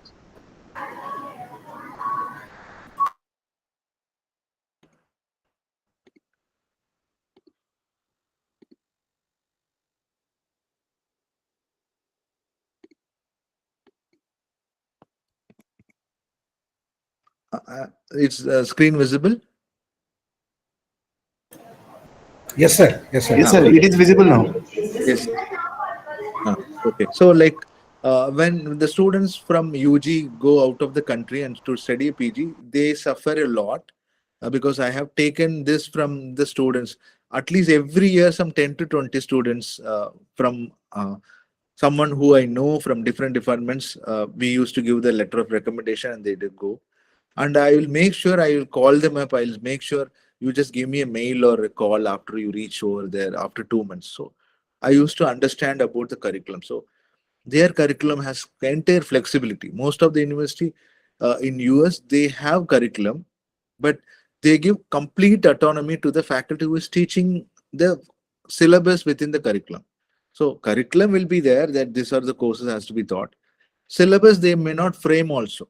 Okay, so it can be defined by the faculty himself. They have given complete 100% freedom to them, and 360-degree like completeness can be done. So he can come to his class, and most of the faculties in that institute, they have their own book written for a course. For example, if they are going to talk about thermodynamics, they would have already written a book on thermodynamics themselves. May not be a book, they would have written 2 to 3 books.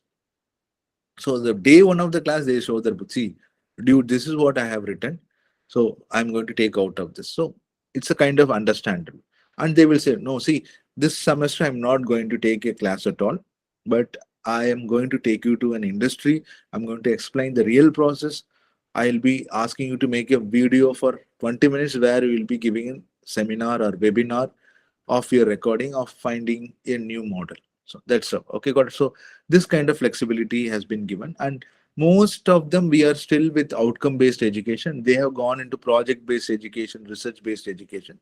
Even we have most of the university have research-based in education or project-based learning, all that research-based learning, but it is not that much into reality. Or got it means, for example, just imagine like you have a research-based like program. Okay, so you just imagine like you are teaching a subject, like let's say you are teaching a subject called in a humanities. Let's take an example of humanities. Okay, so you are teaching about psychology. What? Okay, so let's say it's a new subject and you have termed it as computational psychology, and you are finding out the different tech ways of finding out somebody whether they are in anxiety, depression, or suicidal like feeling if they have. Okay, so this is one thing. Okay, so how we will make sure the students have studied this, and you have how you will make sure they are going to do a project on it. Okay, so if you ask them to write a paper, and if you're flooding the course in a research based learning approach or mode, we can say it is mode, then what will happen is like the student will write a paper. Yeah, okay, let it happen, and they will go for a substandard journal. They'll pay 2-3 thousand and publish it. Okay, the course is over. But in US it doesn't happen. They don't even ask for publication. Publications are not considered big in US. Okay, because the publications are considered if it is published in a real good journal. Okay, that's different, but not in UGPG. Okay, so they will be conducting some internal conferences or a symposium kind of thing where the student will present it, or they will just have a webinar project presentation which will be taken by the faculty himself. So that may give some percentage of marks for his exam, or it can be giving 100% of weightage for the marks to be allocated for that much credit of the course. Oh, got it? So like it can give 100 marks also. Okay, so but the students will do it very sincerely in the sense like there will be peer pressure. Got it? So and they may not only involve, since it is computational psychology, they will and if the person is from humanities department or a management department, what will happen is he will combine with another student from computation and he will do it. Okay, so that's how it will be done. Like, and the presentation is not just a presentation. Like they'll be giving complete aspects. They'll be not showing the code or anything, but by the way they are presenting, that will be very genuine idea, out of box idea, how they are going to implement it, who will be the end users, how they will be able to like implement and get it done. All this stuff will be shown. Okay, so like so that's how like they do the presentation, all that. So the curriculum will be easily vetted.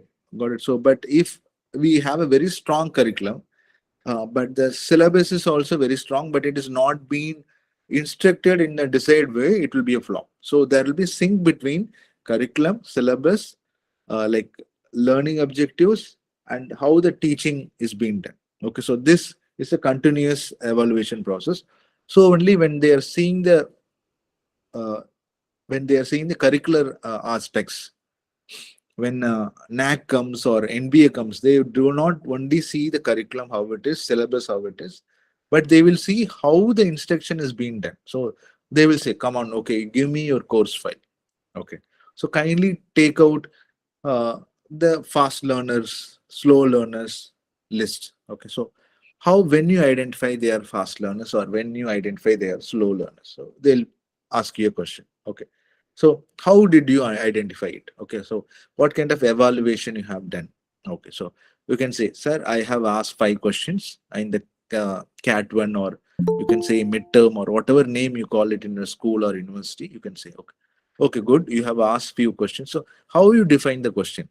So whether the question has been asked to understand how the student have gone through the complete syllabus. So how it is possible for you to evaluate? So for that only we have Bloom taxonomy coming in. So we have different knowledge levels. So how I'm going to define the questions in all the knowledge levels so that the syllabus is completely covered or comprehensively evaluated. That's a very important thing. Okay, so this can't be taught to anybody, but with prior experience we have to go through it. So like usually most of us, including me, we used to take questions during examinations, before examination, maybe 1 week.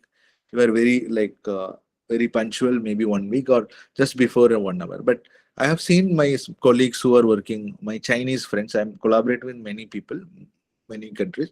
So if you see a Chinese person, like, or any other country people, like for example, if they're taking a topic, okay, so as and when they come back from the classes, they write the questions. So their questions will be very sync with what they have taught in the lectures. Okay, so it will be in such a way that though the curriculum is there, syllabus is there, they may not be completely sticking to the syllabus of the curriculum, but a student will be getting a better grade only if he or she attends his or her classes. So it will be that way. So then only the completeness of the instructions given will be done. So that's how it will be done. So we can also make that practice. So only that reimagining the curriculum will be put into place. Got it? So so I have talked about the different components of making a complete curriculum. So we have talked about the stakeholders. Okay, you can ask me a question like why alumni is part of the curriculum development. Whether he is an intruder, no. Alumni knows. He can come to our board of studies and say, see, Dr. Bala, you have taught this course to me. It was very useful. Where I'm using it as a part of my job. He can also say, like, Dr. Bala, you taught me a course and it is of not at all much of use with what I'm doing now. Maybe I'm taking a different job profile, but still that for any of the job profile of my friends or anybody, the course you have taught is not that useful. Okay, so this is something of concern. Okay, or he or she can say like only one unit was useful, other 4 units or 5 units are not useful. I got it. So he can say like the course was useful, but the internal marks pattern, like you had 2 internal assessment, you gave one assignment, you gave one viva, then you gave one seminar, but it was not useful. You would have given a project, or he should say like you would have given 4 or 5 internal assessments instead of one. Okay, so this kind of input is what we need. So that is how evolution of curriculum happens. Curriculum has to be evolved. Okay, it's not a single day job like we'll call someone like and we'll finish it off. It should be evolving slowly. It should be evolving. So slowly, what should be evolving? The syllabus should be evolving. Like it's like each of the curriculum has a version. For example, when you are starting your university, it will be version 1.0, 1.0. So then if they are doing finite changes, I can put it as 1.1.0 and then 1.1.1. So I can keep doing. If there are small finite changes, I will just change the smaller digit. So when I'm going to completely rebuild the curriculum, maybe after 5 years of implementing, I can say 2.0, I can start again. So people will also know how the curriculum has changed over the period of time. Okay, got it. So there is a point in NAAC visit that says that percentage of curriculum that has been changed in the last 2 years or last 1 year. Like that. Okay, got it. Every year when you are, even if you have got NAAC, you have to fill the IQ like IQAR document at the end of this. Every December will be the year. Or if you haven't got NAAC at all, so during applying of NAAC, you should say like what kind of syllabus changes has happened. Okay, for that there is specific marks given. There is also points for it. Okay, so it doesn't mean like simply for the sake of changing I should change, but I have to give a complete report of why it is being changed. Okay, so what kind of changes has been done. So after it has been put to change, what kind of effect has been, I have to evaluate that effects. So I can say that, like I can say that the placement has been improved. So people were going only for service companies, like now they're going into product based company. Now they're going into the top 500 fortune companies, top 50 fortune companies. I can say that. And I can also say that the pass percentage of the student have increased. Knowledge level has increased. Like I can show any kind of thing. Okay, so I can say like the number of people going for postgraduate or integrated postgraduate and PhD has more rise more, kind of thing. Okay, so this is one thing I have to take into account. Okay, so we have done it. Like when I say curriculum, like it's learning, not only content. We should also say support materials and learning resources. Okay, so when I can't just go to some university, copy and paste it. It's not going to work because if institute, it's a very good institute, they are going to form a syllabus, not curriculum, syllabus. Just see, metaverse is a new technology coming up. So we are planning to do a metaverse syllabus. Then like what I have to do, I have to go to like companies which is having a very good metaverse environment, understand what is a metaverse. And first I have to know like whether this ongoing technology is going to come up. Okay, whether it's going to come up in 4 to 5 years or it's going to sink. Okay, I should know that. I should know the evaluation. Okay, so every year or every 3 months there will be new buzzword coming up. That is more of business than like technology. Okay, new buzzwords with the same words will come up. Okay, got it. So like if there is an IoT, then there will be Internet of Everything, Internet of Intelligent Things. There will be many terms coming up, but they will be just a modification or remix of what has been available.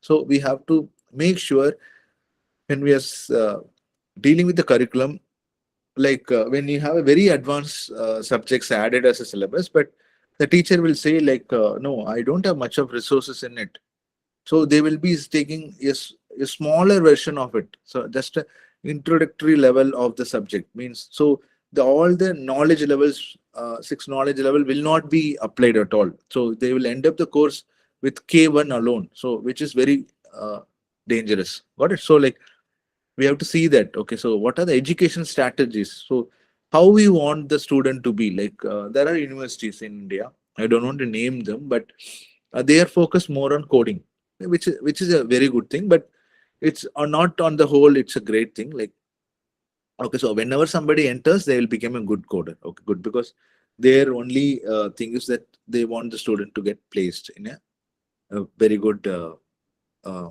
company. That's it. So that they can show that and it is good for them. Got it. Okay, got it. So they'll make sure the syllabus is complete of coding. Right from the beginning, it will be coding, coding, coding. So the students all will end up in a good, maybe okay company. What will happen is, but he will end up only knowing the coding. He may not be knowing the domain knowledge. He will not be knowing the background. He will not be knowing to think, but to code. Okay, so that's not going to work out. So he'll become an automated bot. It's not going to work out. So we have to have a particular balance. Got it? So of redefining, when you're redefining or reimagining a curriculum, you have to have a particular goal. Like, okay, what my student want to become. Now, I should not be a language. I should not do something language. Got it? So that is also not to be done. I should not do anything language specific or some company specific or product specific. So our syllabus should be generic in the sense we should not. I should not say there is a XXX company. Like I'm just going to deal with all the software they are making. It's not going to work. Got it? So I have to make sure like I'll be doing a curriculum which is generic to all the companies that are available. It's not constant. What will happen whenever like you are having a syllabus for a particular company given by a particular company, they will make sure they will. It's like a marketing strategies for their products to be studied as a curriculum. So maybe they can be put. There will be IT persons coming also, but they will give like useful content which will say like it is, there will not be any conflict of interest between the university and the company. They will not force any of their content into ours. Got it? So like that. So like we have to know the strategy. So what is that our student need to become? Okay, so accordingly the curriculum has to be uh, done, and syllabus, as you know, like syllabus itself has a component. Okay, so the syllabus has a course component, tutorial component, lab component. So you have percentage. So how much should be taught in a classroom setup? So when we are writing a lesson plan, it is all combined. Like, so that also has to be taught when you are reimagining your curriculum and syllabus development. So okay, so I have to have a mix and match of thing. Like I'll be going for classroom teaching for 40% of my course. 10% I will go outside, show them something really and do it. 10% it will be like a role play thing. It should not be just for the sake of doing. The syllabus should ask for it. There is a possibility, like if I'm going for a mathematical course, 100% will be on table, desk, paper, pen. Yeah, it is okay because it is what it asks for it. There is no application in pure mathematics. Okay, they don't even want an application. Yeah, they will be working on the core part of mathematical fundamental foundations of computing sciences, mathematics, completely discrete mathematics, all that. So if it is okay with that. Okay, got it. Then the course content. So what is that? The content of the course will be like. So what are the learning outcomes and what are the objectives and assessments? So each of the course will be requiring a different assessment. So we have to have flexibility in coming days and assessments also, because once the faculties are empowered, they will be having their own set of assessment which will be kept. Okay, got it. So assessment, or nowadays it's of many types. Okay, just imagine how bigger IT companies are assessing the students. So we like most of our faculties like keep normal pen paper tests. So but the company doesn't want that. So they say like if you take Infosys, they have InfyTQ, like TCS is having another hackathon like that. They have a different ways of assessing the students. Okay, they say like we are keeping a hackathon, try to solve this problem in 24 hours. So you have to, if you are coming in the first 500 list of participant who got selected for this hackathon, you are placed. It's not, they have even changed their assessment modes of just talking to student for 20 minutes and getting them placed. Yeah, it's not going to work. So like they even have changed the way the assessment is being done. Okay, similarly we have to also change it. Even like there is a possibility, like somebody's teaching a course on one subject, they can keep a hackathon for the entire class, which will be for some 12 hours or 24 hours, and you can assess it. So how much is that they have done after that? So the exam is for 24 hours, so there is no other exam. So they can find out what is the outcome of it. They can call an external examiner, and out of 100 marks they can give a mark. So that's how the flexibility of assessment also is done. So, and it's very much connected to our curriculum. Okay, so when I'm saying about syllabus, lesson plans will come, like, so it will be having a learning objective. What are the lesson contexts? We have already spoken about it. Instructional methods. What are the teaching and learning resources? How I'm going to assess my learning? So I'm going to teach, like, and how these students are going to learn and how they have learned, how much depth they have learned. The same topic will be learned by different students in different levels. Got it? So someone will go in depth because so only we have given different levels of learning resources also, like how we have given test book.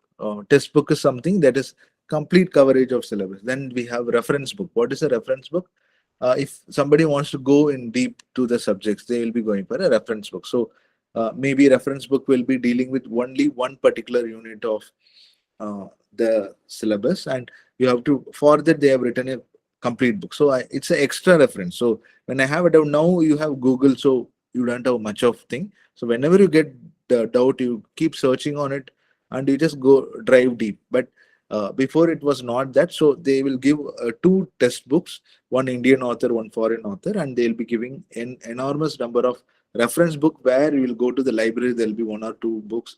We'll take it and see, okay, this I can't understand, or they're talking only 40% of it. So remaining, if you want to traverse into 100%, go for this particular hardbound book. Okay, so they have online resources nowadays, references, learning resources, or even IEEE journals, magazines, like even YouTube videos, NPTEL, all this stuff is also there. Got it?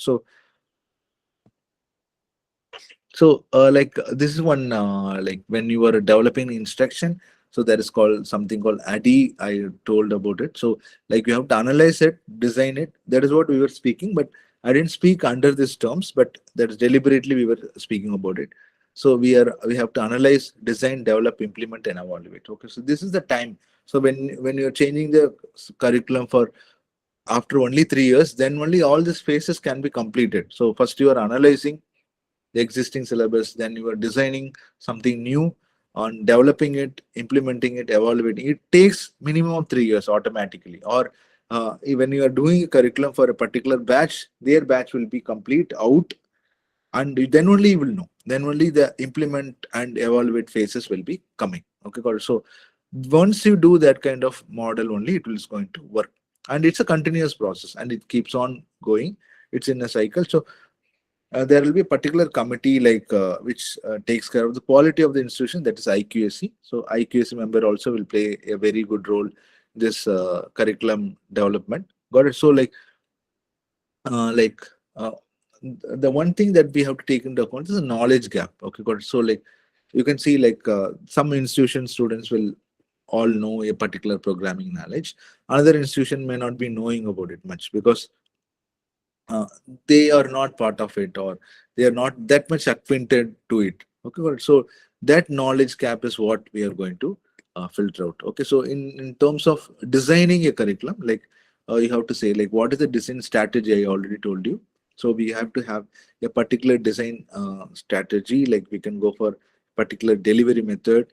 So I have seen one more mistake that many of the syllabus designing people do, like out of rage or to do good to the student, they will put so much of syllabus, so much of syllabus into a single subject. Okay, so but they will be giving 3 credit, and it is just maybe 45 hours like that, or 40 hours or less than that, but the delivery will be very hard. Okay, so what happens, the person who is delivering, he will be just going for Wikipedic way of approach of the delivery. Means they will go very shallow. They will not go in depth. Okay, so we have to also see like when a particular topic is given, so how much of time it does take for delivery of this. So this is all what we have to do in the design strategy. Of course, so we have to select like what are the appropriate delivery method. Okay, so what is the outline of the structure and what time it takes. So if a person, so only we are calling all the professors for the BOS, because when somebody is a professor, they would have already got some 20-30 years of experience, so they know. They would have been teaching all the day around 20-30 years, so they know. So they will say, no, this syllabus is too hard to dilute. This can't be taught in this 45 within the 3 credit framework, like that. Also, they can also give an idea, like many will give like, uh, if we have a theory and lab, so how it will work. So in the class, this is taught, and the end of the day, like they'll go to the lab and implement it, come back to the class. So again, it's a feedback model. Got it? So like, so developing is like not only the curriculum has to be developed, like it has to also have all the training materials. That is, we call this learning materials, not the training materials. Okay, so like we also develop it. Okay, so most of the university, like HCIs and foreign university, like they have a repository. They have a repository, complete repository. Like if they'll be having all the questions of quiz, they'll have all the learning materials, or they would have tied up with somebody who will make enormous uh, like uh, like learning materials for it. So there will not be any scarcity of it. So what will happen? Generally, students used to go to uh, some random sites and download it, and they will study. So the authenticity of the information that is given by the site will not be made. Okay, it will not be justified. So there only we go for our own materials. Okay, so the materials are taken a lot of time to design, implement all that. Okay, so implementing, like here it is very normally given, but implementing is not only about coming out with the course material, but so implementing is about understanding. Okay, so when a semester is over, so like NAAC has given already, they have connected this curricular aspect with quality aspect. They have said there is something called course exit survey. So whenever there is a feedback on the course, not on the teacher I'm talking about. So on the course has to be taken. So they will be seeing whether this course is useful, whether it is connected with your program objectives, like whether is there any mathematical concept available, whether it is useful for your placement, like that, multiple thing. But if it is really taken, we'll get a real feedback of the course. Okay, so and we can see like if the course is very well thought and it is delivered in a right way, which gives an interesting aspect of it, and the course is going to have very good attendance also. Got it? So like, so evaluation is like how this is being done. So the curriculum is good, syllabus is good, the performance of the students is bad. So it means there is a gap. There is, so the curriculum is okay, the syllabus is great, uh, students outcome is good. So there is a gap. Okay, so we have to find out like how we are going to do it. Okay, so uh, there are some subjects which are taught, but it is of no use during the project. So then it has to be taken care. Okay, so like this, in different permutation and combinations, we have to work, and we have to make sure the evaluation of this curriculum is also done. Okay, got it. So like I told, curriculum and design process is not safe for all the departments. When it is computer science is different, mechanical is different, engineering is inside engineering, all the different branches are different ways of handling the curriculum or preparing it. When it goes to management, arts and science and humanities, it's completely different. Okay, got it. So for example, even when I'm giving the faculty a template for putting their curriculum, syllabus, got it?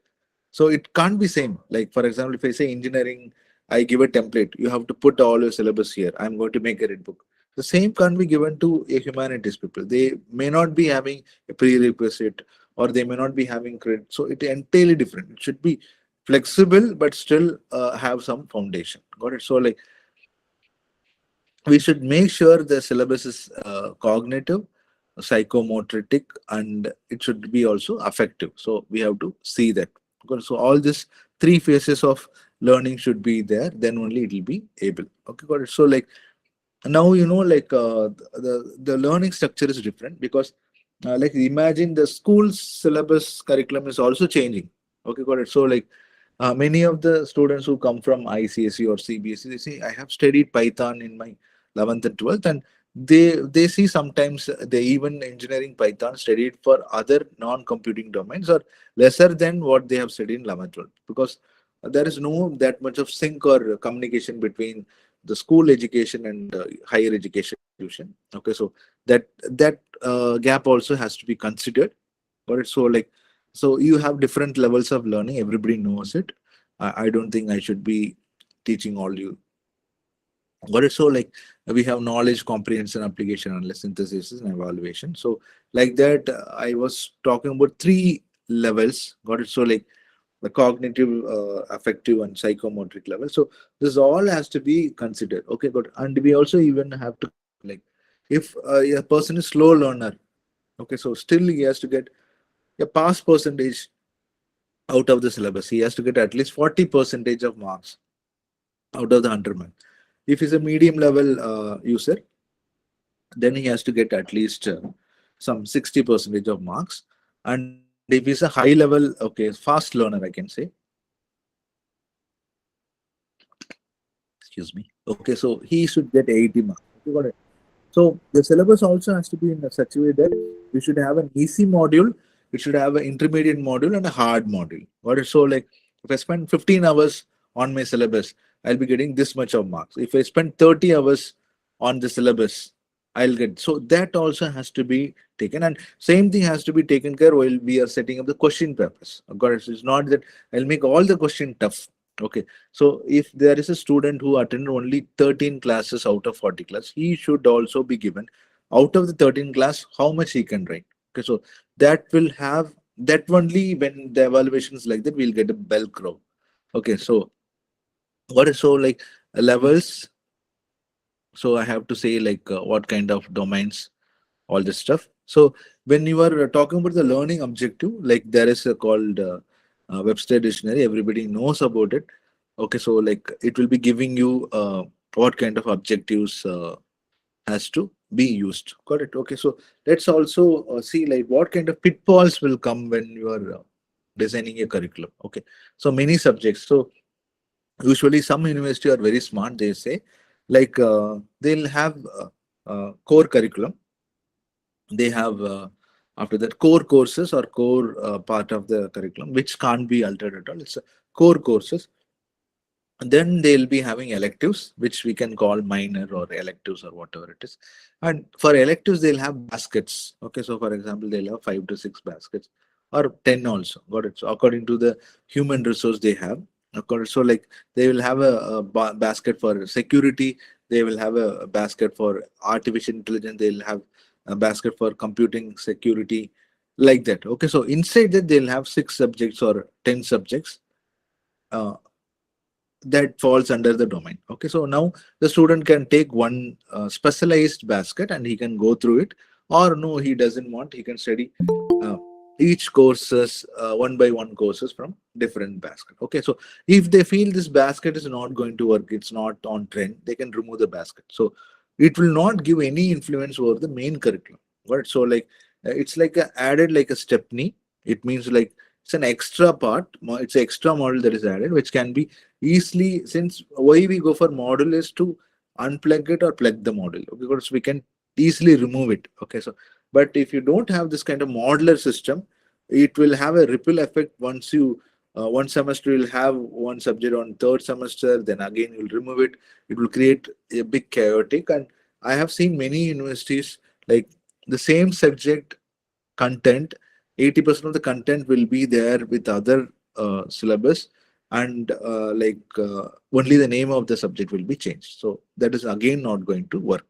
Okay, so that is how it is there. Okay, so these are certain pitfalls. Got it? So like, and there are some university like they'll have software engineering, software process management, software project management, software architecture, software design, like that. But if you see, every unit unit of all these 4 subjects will have software planning, analysis, design, normal software engineering. So what will happen, the student will really get like disillusionized, like, oh my god, all subjects are same. So if there should not be, there should be relativeness between the subjects in terms of logic, but there should not be relativeness of the subject with the content. Okay, got it. So each subject should be of different taste. Okay, got it. So people should know, like, okay, this is of this, this is of this. So how different it is. This kind of explanation has to be given to the student right in the beginning of the semester. Okay, so usually in wherever we were working, like the day one we read out the syllabus to them, and we will also say like why this, why you are studying this subject, what is the particularness of studying, what is that outcome you'll get, what is the objective of it, so how it is connected to the other subjects you are studying in this semester, so how this will be useful for you to do a project or do a work.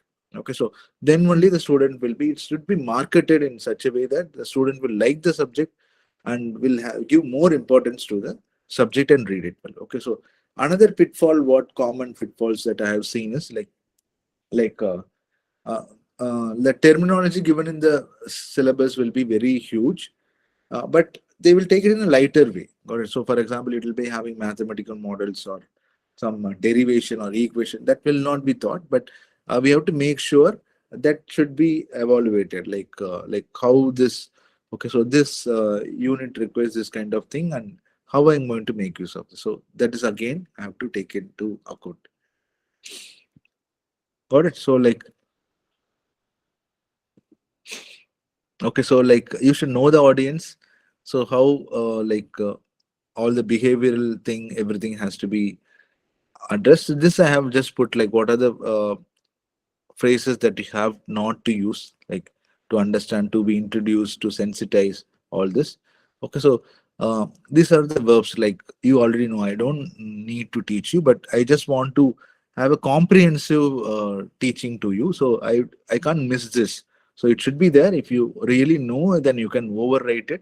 If you do not know, you can relearn. There will be people who have just joined teaching, maybe after completing their MTech or full-time PhD. Okay, so they may be knowing their subject matter. They may be SME, subject matter expertise, but no engineering or uh, education, other education gives proper teaching methodology. We have research methodology, but we don't have teaching methodology courses, which was given to someone how to teach, how to deliver, how that is.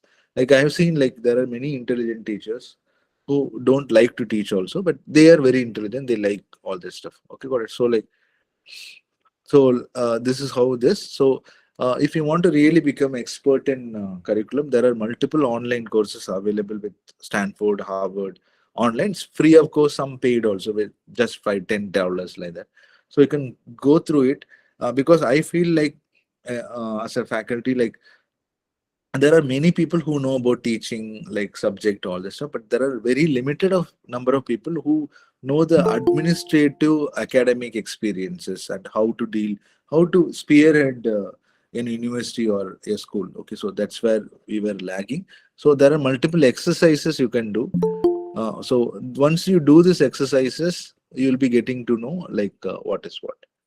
So with this, I'm coming to the end of the syllabus. We have 5 more minutes, and I just open this for what you can say, like question hours.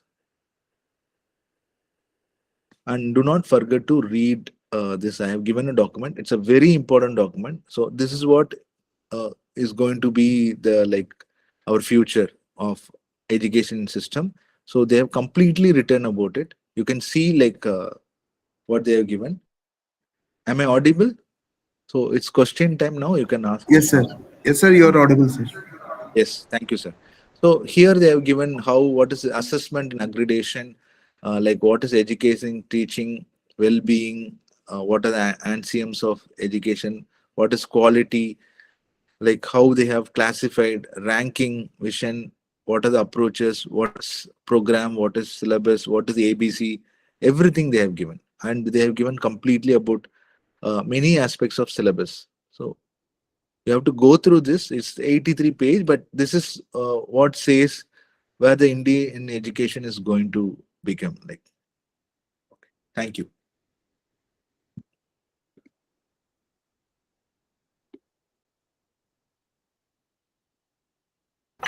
So thank you, sir. That was surely very insightful and detailed at the same time. I'm sure everyone attending it would have gotten some sort of idea and new perspective of how things can be done. And thank you again for sharing the resources as well. And I'm sure that they will be going through it and getting a better understanding of it. If there are any questions for Dr. Balamurgan, please unmute and ask it, or even put it in the chat box. I'm sure sir will be more than happy to answer those.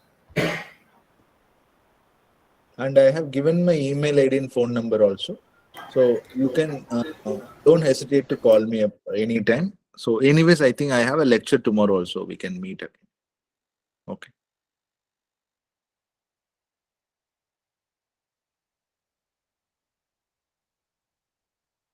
Thank you. Thank you one and all. Bye bye. Thank you so much once again, sir. As you rightly said, we'll be meeting again tomorrow morning, and I'm sure many of the participants here will be again joining in tomorrow. So another announcement for the participants: the feedback and reviews link has already been shared in the chat box, so you can enter and session, and we'll be getting started for the third session as per the schedule. So thanks again, Dr. Balamurugan, for Thank coming thank in you. and joining the session today. And Thank you, Anzar. Bye bye. we are highly grateful to you for sparing your time and coming and spending it with us. Thank you so much. Thank you, sir.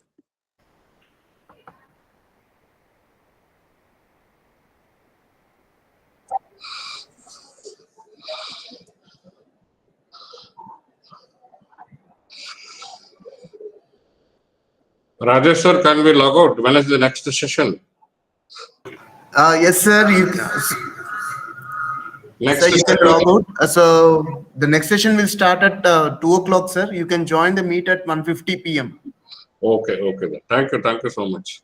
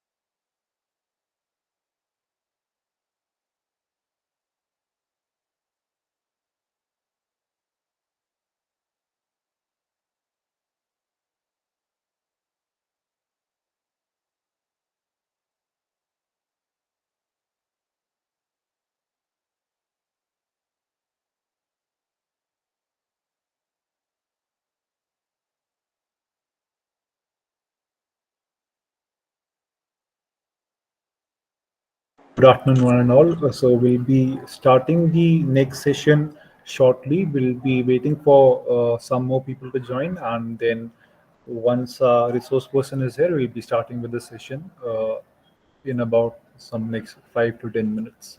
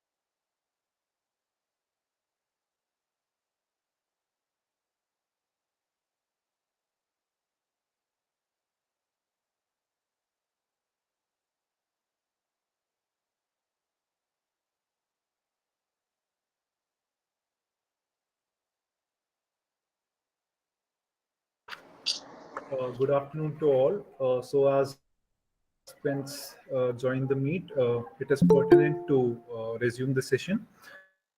I'll start with the introduction. So the session 3 of the day will be on nurturing best practices HEIs, and I, Pirzada Anzar, Horizon College of Engineering, once again. So to deliver this particular session, we have with us Dr. Vandana Sharma today.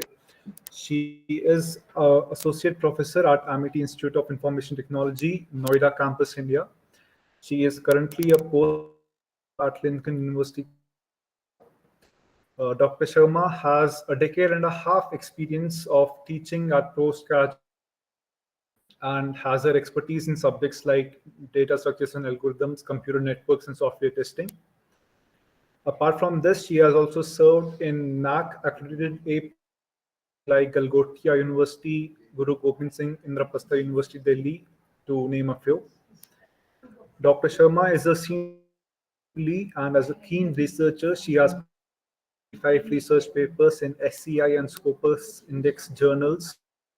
She has also contributed voluntarily in various technical program committees for conferences, international journals, and has also presented her work at IEEE conferences across the globe. It is our privilege and honor to have you here with us today, ma'am. We welcome you, and I would now request you to kindly take over and start the proceedings. Thank you so much. Greetings from my side. First of all, I would like to thank the entire management of New Horizon College of Engineering for inviting me for this workshop. Thank you so much.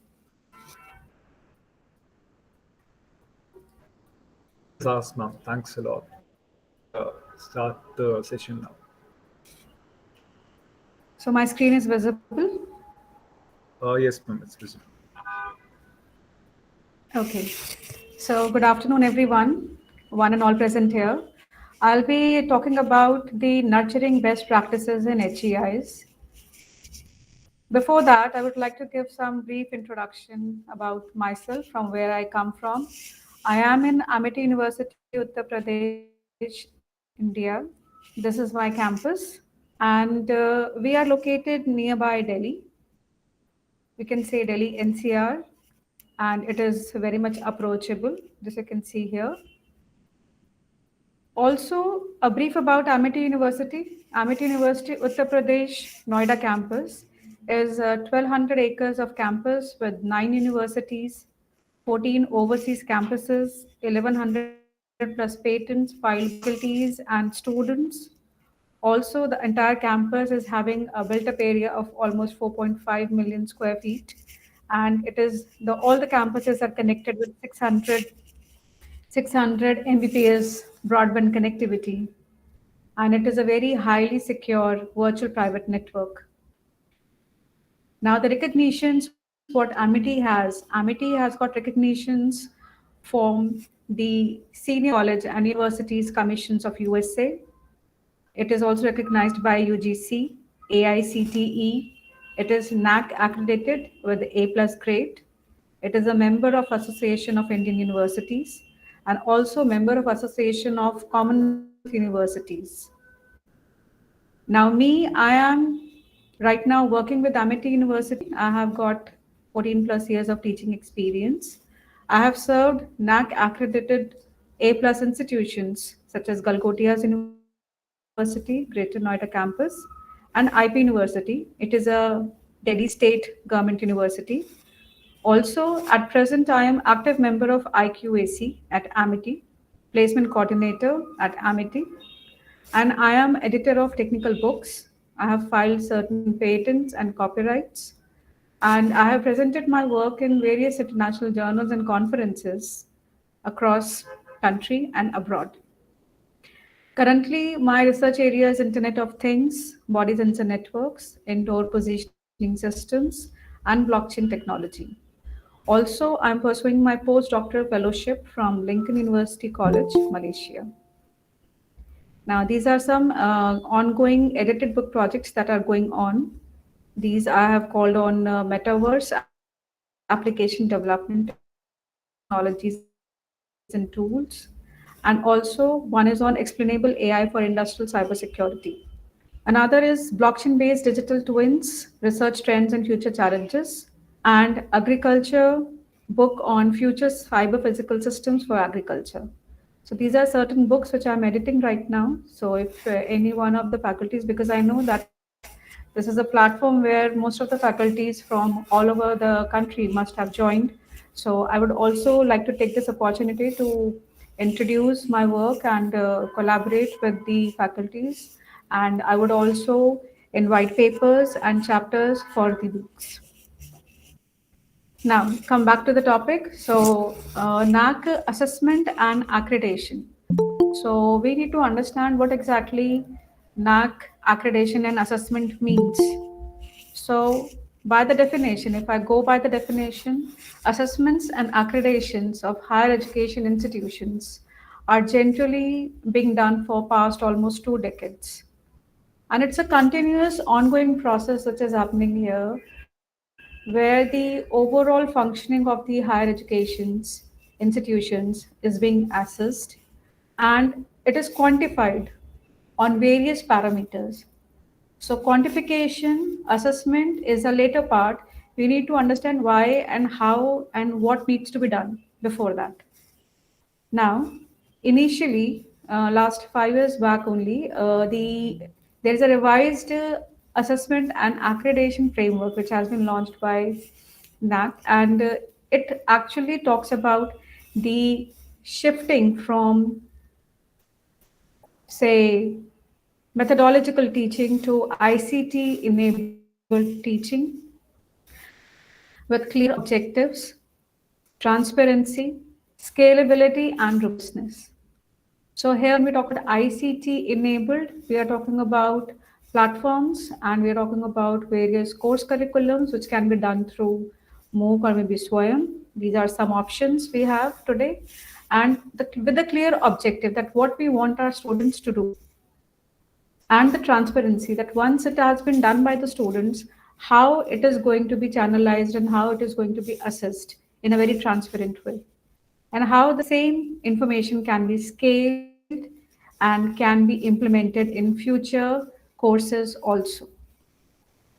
Now, NAAC has actually given a criteria and it is based on 7 parameters or 7 assessment criteria, as I can say.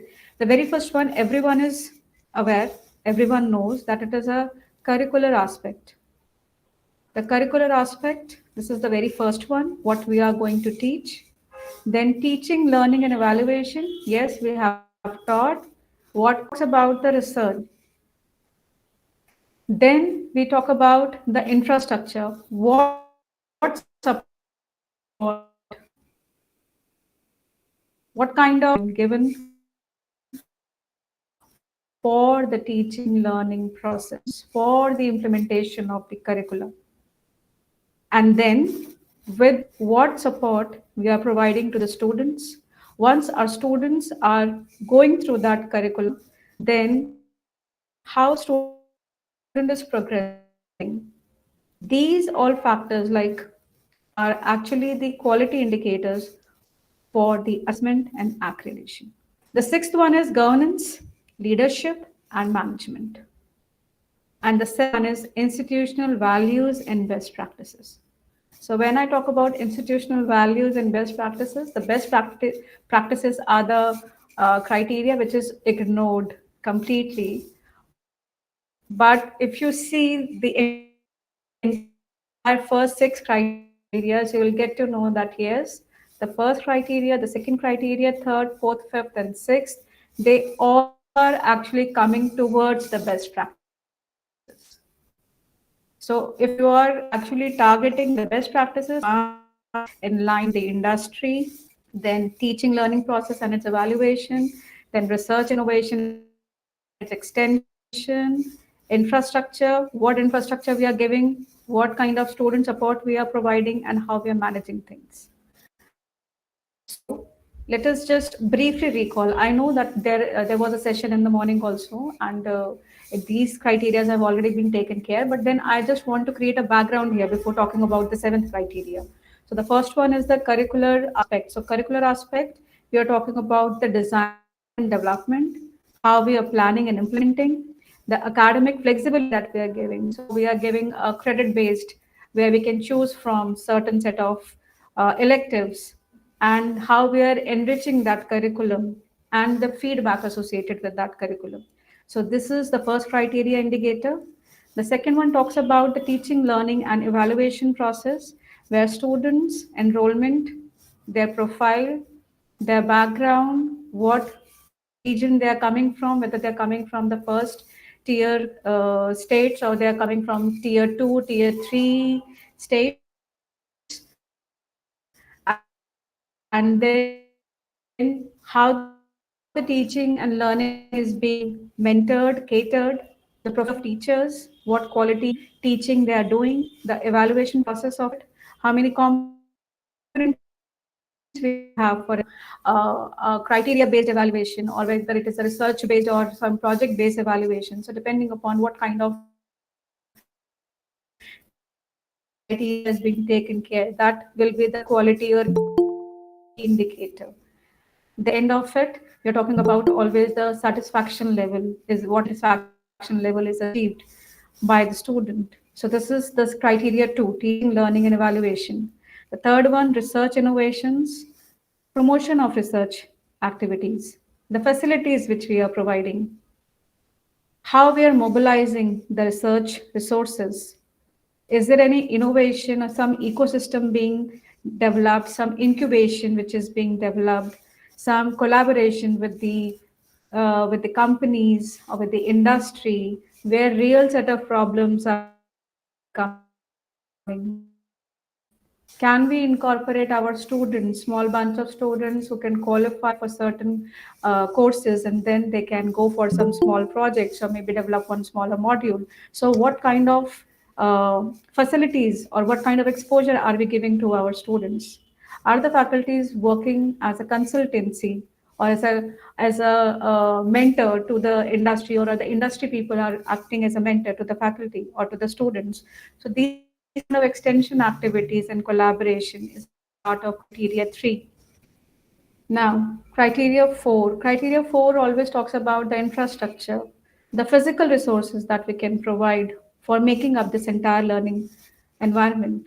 So it includes the physical facilities, safe, the basic facilities like water, maybe some canteen, maybe some recreational area, the library, the IT infrastructure, how the campus is being maintained, the cleanliness of the campus, everything comes around in criteria 4. Then the criteria 5 talks about the student support and progression. So how once the student is part of the university, student has opted for a particular course. Now student must be completely aware of what will be the outcome of that course.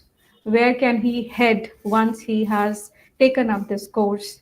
How he is going to head from first year to second year and second year to third year, depending upon the duration of the course, and how student is participating, and how student is actively giving inputs to each and every course module and curriculum. And even when student is not part of the university, has passed out from the university, then also how the student, which is now an alumni, is now engaging back with the university. So these are the key indicators for NAAC criteria 5. Criteria 6 talks about the governance, leadership, and management. So here we are talking about what vision the institution has, the leadership, what mission they have. We are talking about the strategies of development and deployment of those vision and mission. The faculty, how we are empowering the faculties. The faculties need to have right resources at the right time. They should have that academic freedom through which they can actually channelize their resources, their energies to their students. So these all are the key indicators, and these has to be quantified. When we talk about NAAC accreditation and assessment, this has to be quantified. Then how we're managing the finance, how the resources are being mobilized. And while doing all these, the governance, how the things are moving once we have set up the facilities. Now, once we have set up the research and innovation thing, now we have to see that how the governance, the management of all these resources is being done.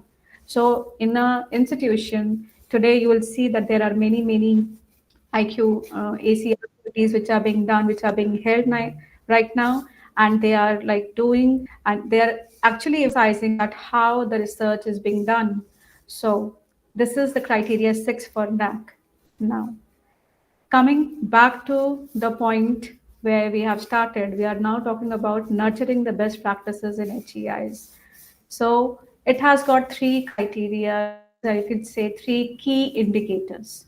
So criteria 7, as I already spoken, the most ignored one, but the most ignored one is the one which is the most effective, I should say, and the committee is going to see the criteria 7, what all practices you have actually inculcated in the university and in your institution to have that criteria starting from 1 to 6. So here we are talking about the best practices and the values institution holds. And this is not something which can be generated or can be done in a day or two. It has to be like a continuous process. It has to be like, let's say, from past 3 years, 4 years, 5 years. Some environment, you can say some attitude, or maybe some learning, some assessment is already being there done in the environment of the organization, and then these criteria can be judged, and these criteria can be taken care of. So the first one is 7.1, which talks about institutional values and social responsibilities. The second criteria talks about what best practices the institution has taken. And the third one talks about the institutional distinctiveness, how the institute is different from the other parallel institutions which are running there across the country. What difference is it making as compared to the others? So these are 3 key indicators for institutional values and best practices. Now let's see this one by one. The first one, institutional values and social responsibilities. Here, what an institution can include. They can include gender equity promotion programs. They can include climate change and environmental issues. They can include sustainable practices. They can include the sustainable development goals. We have got 17, 19 sustainable goals that can be incorporated, that how we are making our practices more sustainable. We can sustain with the existing environment, not doing more damage to the environment. How can we do that? Then adopting environmental friendly practices.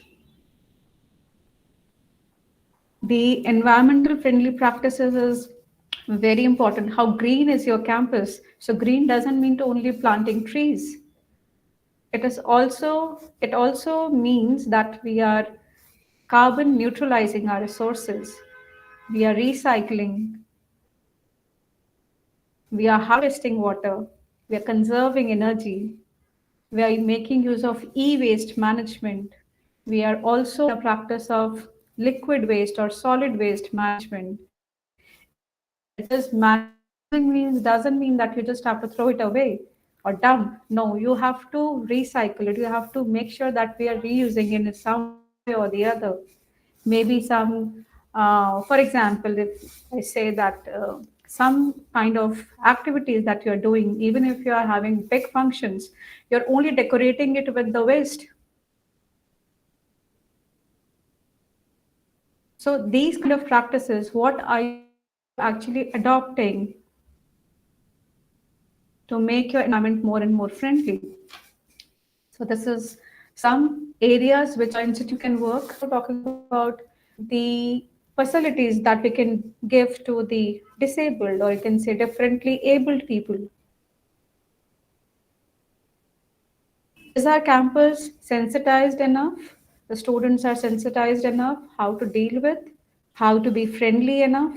how to take advantage of the resources which are available, how to be more human, even if they are engineering student or even if they are management student, but the human values, are they more sensitive to other people? So these kind of programs or these kind of learnings can be disseminated, and it should be a continuous effort. It shouldn't be a 1 or 2 day activity, but it should be a continuous effort coming from maybe from top to bottom or maybe bottom to up. Then the ethics and the concerns for the human values, the social responsibilities. Even if we are having, say, for example, in our campus, we have many times we have seen that there are big events, big setup is there, everything is so big, so huge. But what about the waste that we are creating? So that waste is also being used for the next time, or maybe for some decoration, or maybe the food is again being distributed to some NGOs. So there should be some responsible social activities which are associated with your organization, also with the institutions, which will actually hold values, and it should be a regular activity. Again, I'm emphasizing on this very much that it has to be a regular activity rather than just doing it once. Now, best practices. So by the definition, if I talk about what best practices I can adopt for my organization, and if you are in study, you may also be thinking that what best practices I can adopt for my organization. So with definition, what NAAC has given, it has talked about any practice or practices that the institution has internally evolved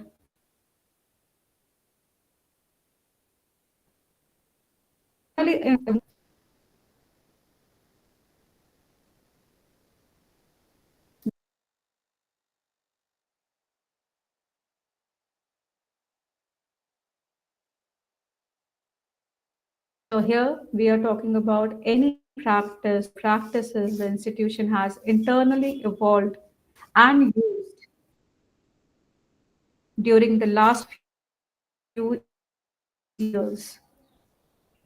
And that should be a positive impact. It should have a positive impact on the regular functioning of the institution. So how will you identify whether this kind of activity is having a positive impact on my organization or not having a positive impact on my organization? This is another question that might come to you, that might come to your mind. How am I going to assess that? That is also possible, very much possible. I'll tell you how. So here we have understood what best practices by definition here is. It is internally evolved and it is being practiced from last few years. It is having some social and some positive impact on the regular functioning of the institution. This can be talked or this can be identified as a best practice.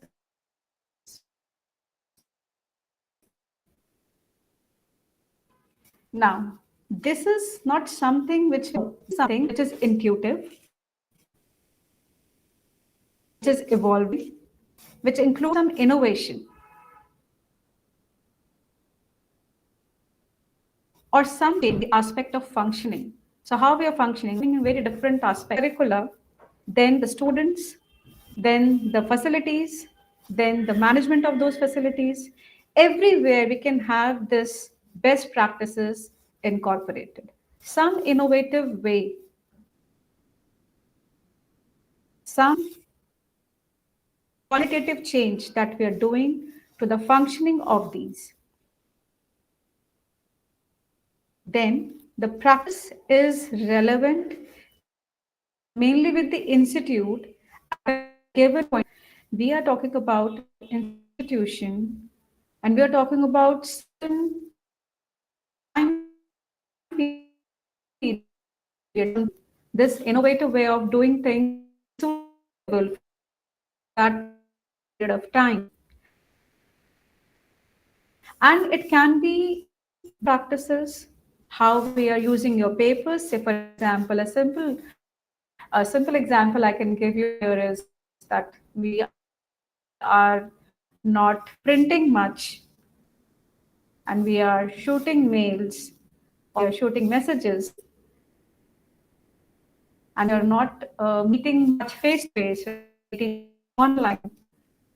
So how we are, what practices make it more convenient, to make it more easy, to make it more approachable, to make it more transparent to all stakeholders.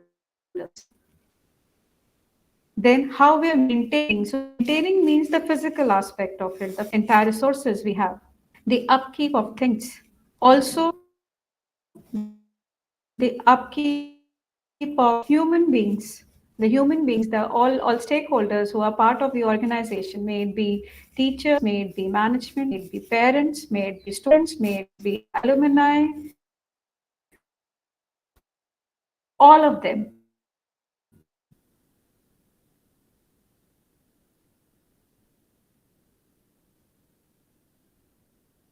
And how we are charging money, the money matters, the best practice money matters also, how we are raising funds, everything has to be taken care of when we talk about the best practices. So what we are trying to do here, we are trying to use the all aspect, the teaching, learning, office practices, maintenance, upkeep of things in a social way, in a social responsible way. All this that has resolved some difficulty. So one difficulty can be that student is coming to the college and student is coming to the class and student is attending and somehow has been marked absent, maybe some human error. What will be the ease for a student? So here we are having a biometric, maybe outside a class.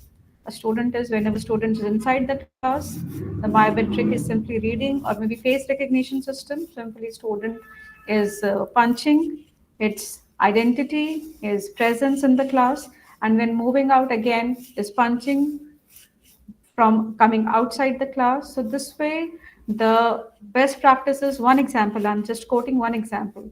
So best practice would be like here we are resolving the difficulty of any human error which may exist. And this has brought, this kind of implementation has brought a great ease of being there in the class and not worried about any human error or any kind of practice that can happen or that can trouble the stakeholders. So resolving the difficulty. So how we are doing that?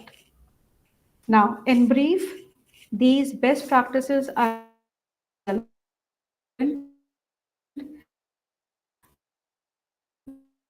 with the institutional context. So here, about only one institution, one particular implementation that is most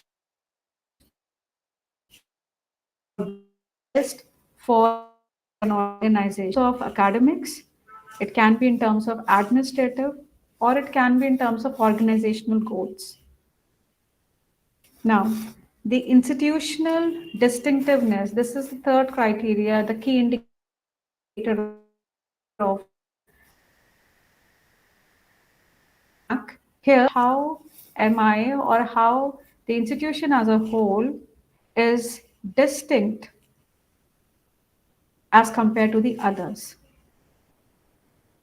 Now, such attributes may be characterized as the institution, and they may focus on some practices, some best practices that institution is doing in a very long run. Say, for example, I'll tell you there are certain institutions who plan for the entire year.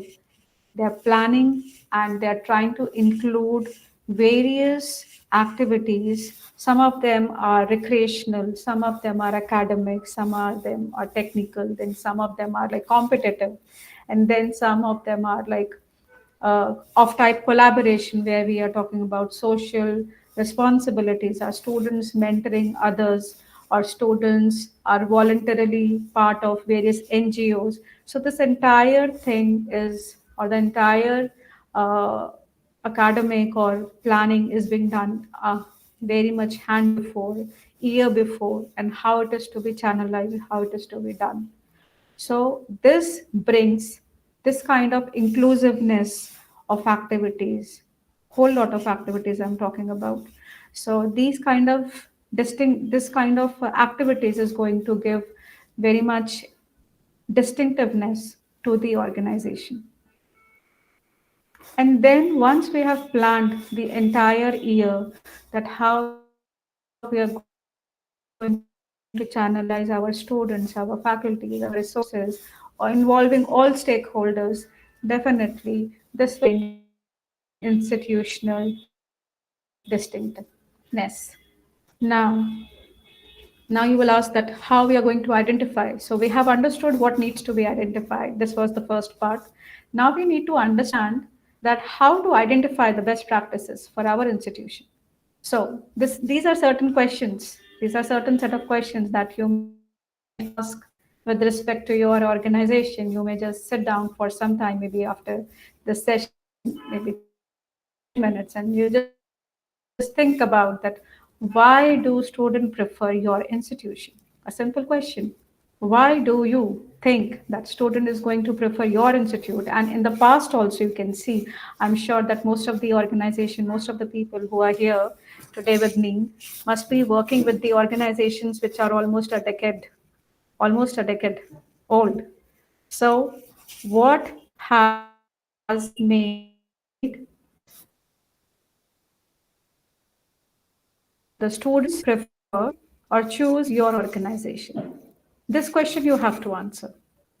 Then the second thing that you need to answer, need to understand, or need to identify is what facilities the institution caters to such practices. How student is facilitating, what resources are available.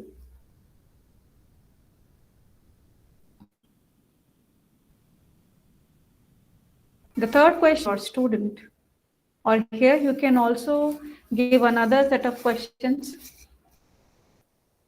that why industry is recruiting your students, and what kind of industry is recruiting your students, what kind of job profiles your students are getting. Whether industries are coming like, say, we all know that we have got industry thing which is there with us, and most of the industry are coming in first cycle. Some of the industry are recruiting in the second cycle. Some of the industry they are recruiting in the third cycle. Third cycle means that they're coming very late to your organization. They're just coming, they're going to top tier organizations first to selecting the students. So why they're going there? Why not you? Or why not your organization? So why the industry is recruiting your students? This you have to understand. Then you have to also understand what basis do foreign universities select your students for higher studies. So you must have written, you must have given many letter of recommendations to your students when they are going for higher studies abroad. So you must have also seen that some organizations, some foreign universities, they're actually treating the letter of recommendation nicely, very nicely, when it is coming from X organization or X institution. And in some other cases, they are not treating it well. They're not even considering it. So we also have to understand that how the foreign universities are selecting students, what are they actually looking to when the students, our students are going for higher studies, for MS or for doctoral degrees, that we have to understand. And also we have to understand that when foreign students are coming to our organization, to our university, so what are they looking for? It can be a policy, it can be the infrastructure, it can be fees, it can be facilities, it can be X, Y, Z, so many factors. So we need to understand both ways, how foreign universities are selecting our students and how foreign students are selecting our university, so that we can identify what best can we do with the existing system, with the existing facilities. Then the next point that you need to identify is what support do you provide as an institution to society. Definitely, we are giving our students once they are with us for 3 years, for 4 good years in an engineering program, we are definitely inculcating some good practices, some good habits to them, making them learn, making them grow, definitely. But how they are supporting or how we are supporting to the society. What programs are we involved in? What programs we can make our student involved in on a regular basis so that we can contribute equally. One more question that must be identified: why university assigns the institute some important work?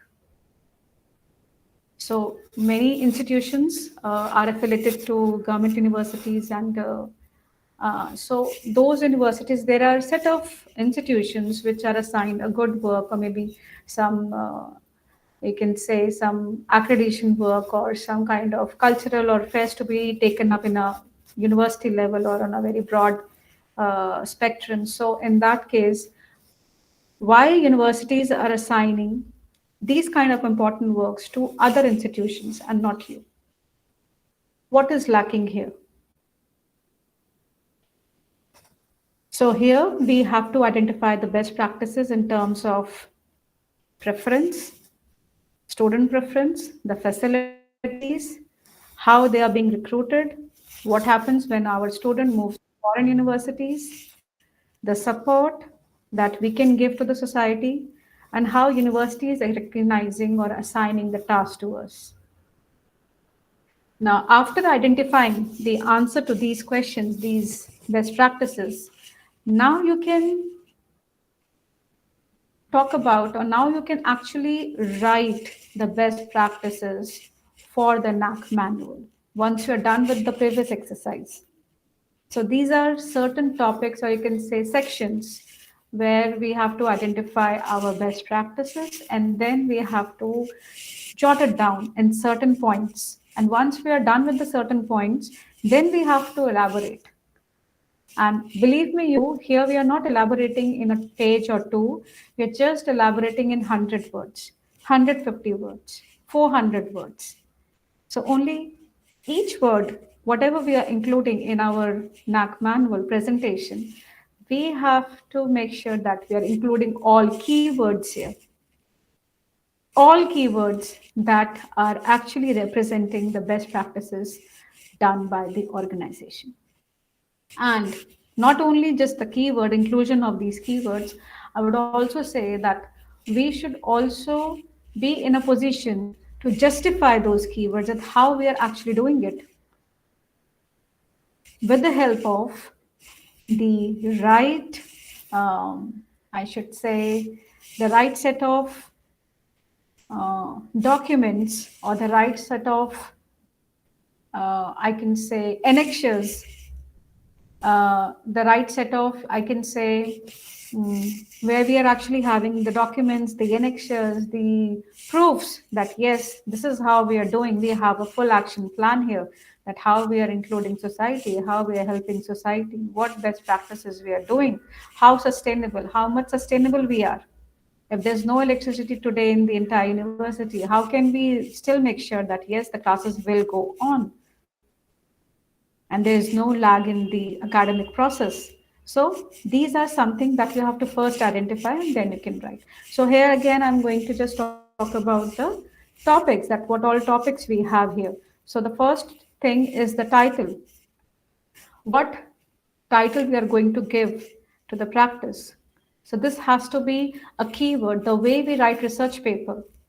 The way we write research paper and the way we write and give the things that we have implemented, the problem that we have defined, that yes, this was the problem, how we have solved that problem, and what ways we have solved that problem. So these three things should be the title of your practice. After this will come the objective. Now, yes, you are doing this. What is the objective? Auchitte. So, auchitte is a very beautiful word in Hindi. So, we should know what actually the objective is, why we are doing this. What is our intention? And what best we want? What kind of outcome do we want from this entire process? So, underline the principles, the concepts of these practices. This has to be done in only 100 words. Again, I'm emphasizing on this. Here we have to include the keywords. And we have to make sure that whenever we are writing, we are giving a meaning to each and every line we are including here. Then comes the context. What were the contextual features or challenging issues that needed to be addressed in designing and implementing this practice? So what was the reason why you are doing this? So you are saying that you are now going to feed 100 people a day. But there has to be some context related to you. Why you want to feed? Are there people who are not in a position to eat? Are there people that, yes, they need food? Are they around your campus? Can you actually support them? Can you do it on regular basis? Or just you are having a drive for a day? No. So that context has to be given clearly, precisely in 150 words. That context means here, as we write in research paper, here the context is the problem area that we are focusing on. How we are going to tackle that is the practice itself.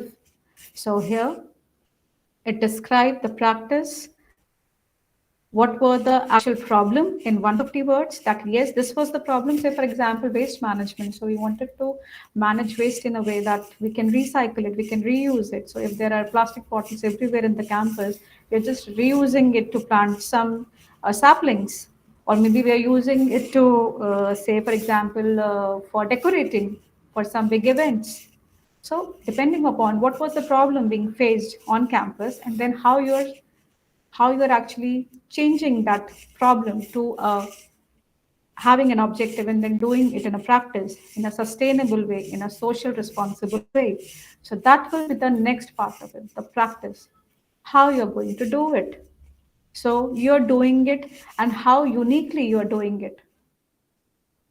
Practice means the process itself and how uniquely you're doing it. So the moment you say unique, the moment you say that it is going to solve some problem and it is going to ease out certain things, that comes out as a best practice.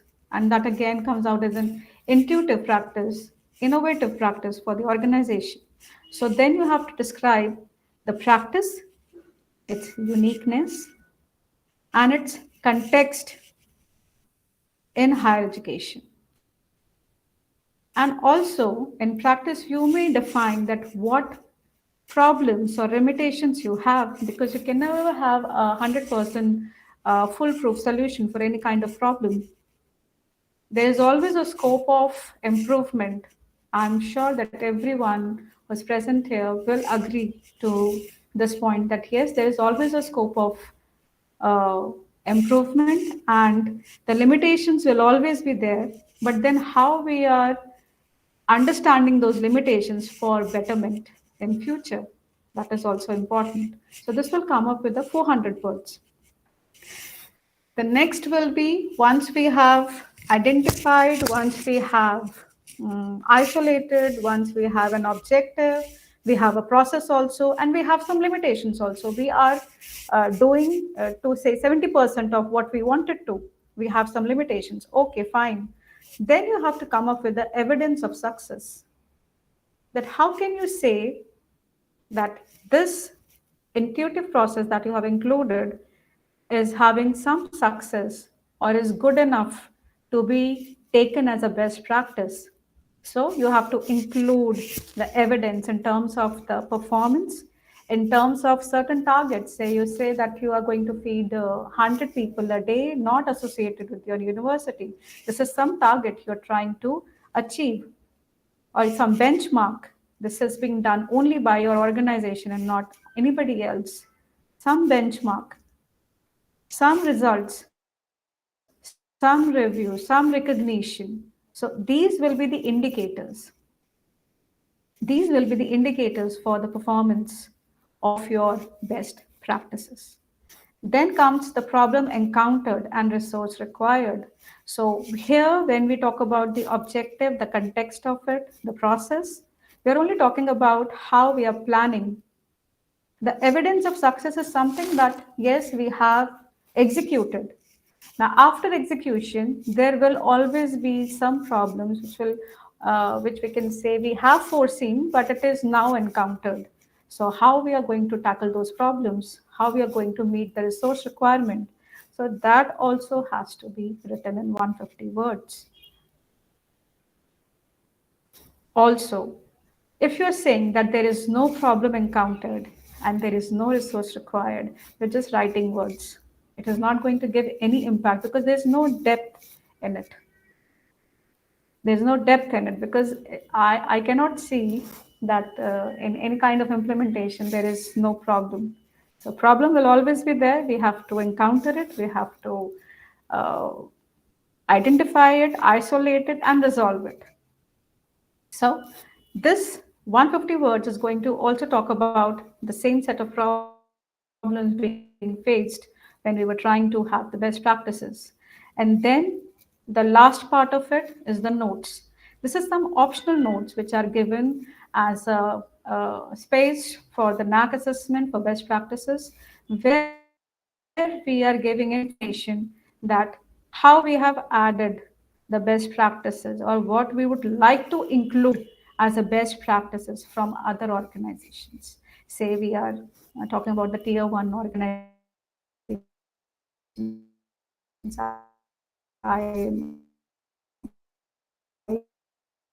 institutions, say in tier 3 city, I want to say that yes, I want to include those best practices in our organization, some kind of notes. So the NAAC team is definitely going to see this entire presentation, and once you are done with all the questions here and you are done with all the criterias here, you can identify what best you're doing for the organization, for the students, for the stakeholders, and for a society as a whole.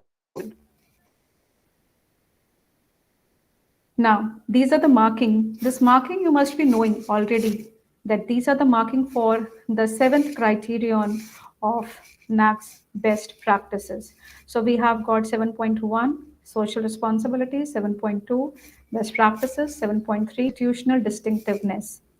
This is all coming out to be 100 points here. Then some indicators, some examples. Why I have included this is from NAAC manual, and I have included this just and you can always reread it and relearn. These are certain areas which all organizations can work. Gender sensitivity or gender equality, or which are being taken care. Some counseling sessions separately for men and women both, common rooms, daycare centers. Then how the environmental consciousness and sustainability is inculcated in the organization. So whether do we have solar energy or biogas plants, or are we using the sensor-based some energy conservation practices. And whenever we are talking about such kind of practices, we are also taking pictures and we are geotagging those pictures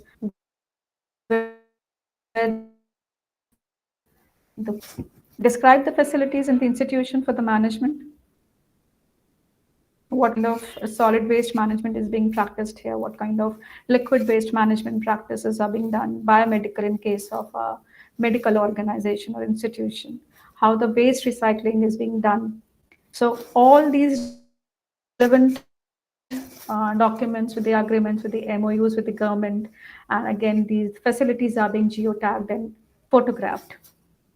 Now, water, again, we know that water is a rare resource, and how we are conserving that. So rainwater harvesting, or whether we are having construction of tanks and we are reusing the water, at least in the washrooms, at least we are reusing it. Then how we are maintaining the water bodies around the campus. Then Greece campus initiatives, restricted entries of automobiles, how many friendly pathways are there, whether those pathways are friendly enough for the differently abled people, and the bicycles, whether they are the vehicles that are being used within the campus, if it is a very big campus, and whether it is a battery operated or not, landscaping or ban of tobacco, alcohol, or maybe plastic, any kind of green campus initiatives that we are taking care of. Then environment and energy regulatories. So are we having audits from various third party organizations for environment, for energy, for green campus, for any other promotional activities that we are doing beyond campus? It is not about only our campus, but what we are giving back to the society. So is there any quarterly audits which are being done here? Then the institution, whether it is disabled friendly, whether it is barrier free, are there ramps or there are lifts are accessible, are they are connected well to the classroom, whether they are proper signage for the people who need some assistance, or the even for the technology matter, like if technology is being taught, so whether it is assistive technology or not, whether we have got various information displayed for such kind of assistance or not. So these are going to make the criterias for the best practices. And inclusion and situatedness. So describing the efforts of the organization, where we are just talking about how good the tolerance students are having, or the faculty members are having, or the management is having towards different cultures, different regions, the linguistic thing, the socio-economic background, and the diversity we have in India. So this is all the criteria. So how we are inculcating that to our student. So this is something that we need to understand and we need to inculcate, and how we are providing this. So even if we are practicing this and we are not documenting it, it is again going to be a trouble. So we have to document it. Human values and professional ethics. How institution is being done for their values, their rights, duties, and responsibility there with human values and professional ethics, how the organization is working. The institution's code of conduct for the student, it should be displayed on the website, it should be displayed on common area program for the inclusion of how the code of conduct of students, teachers, administrators should be in place. Then organizing, say, national, international days, events, and festivals. So how they are being done, how the information is being channelized, how many days it was, what all activities were included, what all resources were used, how it was being celebrated, again with an annual report of, say, for last 5 years, because it is not a one-time activity. As I told you in the beginning, it has to be a year-long process where everything is inclusive. Every productive and positive thing is inclusive, along with the now for 7.2 best practices having 30 points weightage is about the institution's report. The institution's report, the best practices, the institutional website. So what best practices you have identified based on 7 pointers, and now how you have included them. And the institutional distinctiveness. So definitely, because we are in India and we are having diverse set of people, diverse set of religion, language,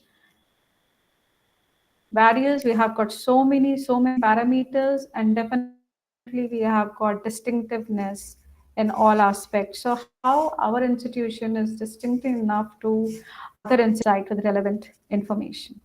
Now, this is one sample form. This is almost, I'm at the end of my talk, and this is one sample form I have explored. This is SRCC University of Delhi sample form for NAAC. And I just wanted to show you that how they have filled the data. So just all faculty members who are involved in NAAC procedure can see the best practices of Shri Ram College of Commerce. This is just for the indicative purpose. This is just an example where they are talking about the best practices for, say, solid waste management, rain harvesting, solar panels, oxygen plants, say, national service scheme, and the societies that they have included. They have also given the links, say if any activity has happened. So the YouTube link, they have recorded that activity and it has been as a repository on YouTube. The link is now stored there forever with relevance to the organization. So this is one thing. Then there are other courses like value added courses which they have initiated, and that is also there on YouTube. So value added courses, online teaching, then solid waste management, situational assessment study, the sale of old scrap, no open waste, the NGOs which are working with SRCC, segregation of waste, how it is being done, uh, solid waste management park or solid waste management pits, rainwater harvesting. And there you can see that the documentation is there, and also there is a photographs, geo-tagged photographs. Then solar power project in association with companies. Then you can see the other dream foundation projects like connecting the organization or the institution with the NGOs, with the other industries which are relevant, like SRCC, they are Shriram College of Commerce, and so here we are talking about the economics, and we are talking about the other courses which are in commerce. So here with your institution, with your organization, depending upon what courses you are offering, you can always collaborate with the Dream Foundation projects. You can always collaborate with companies which are, and they're always there ready to collaborate. It's just that we are not we are not initiating much. So if you'll initiate, definitely you'll get to know that yes, there are companies which will look forward and will always give support to you. So then awards and recognitions won by students. Then the MOUs which are being signed, the appreciations which are received by SRCC. This is way more like, if I'll tell you, there are way more things which are there, and which can be incorporated as the best practices in HEIs. So that's all from my side. Thank you very much. Thank you so much for the invitation. I'm really very much obliged to the management of New Horizon College of Engineering. And thank you, Dr. Rajesh, for calling me as a speaker for today's session. Thank you so much. That's all from my side. And if you have any questions, you can ask me. Yeah, thank you very much, ma'am. Any participant who would like to interact with Vandana ma'am can just unmute yourself and just interact with her. And she has shared her email ID and contact number. I hope you can contact her directly also if any difficulty is there in just filling up that AQ array details, all these things.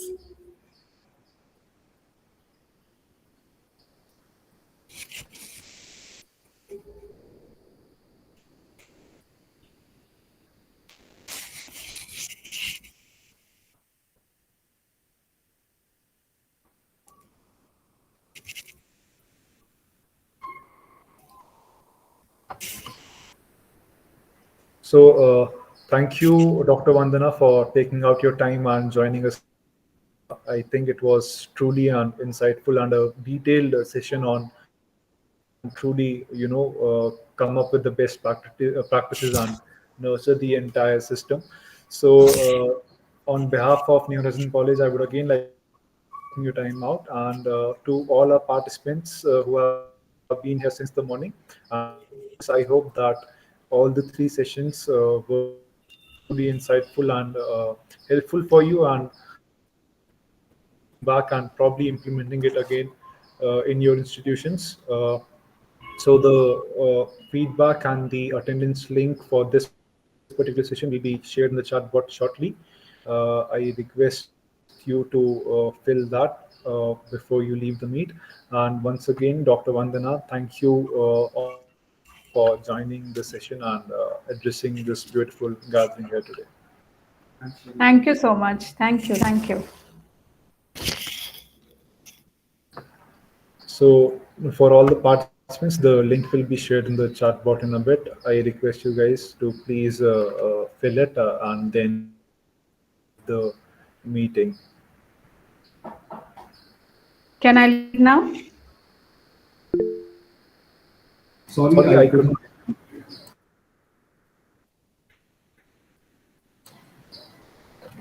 Yeah, thank you, Vandana ma'am. Thank you. Thank you so much. I'm leaving now, sir. Thank you.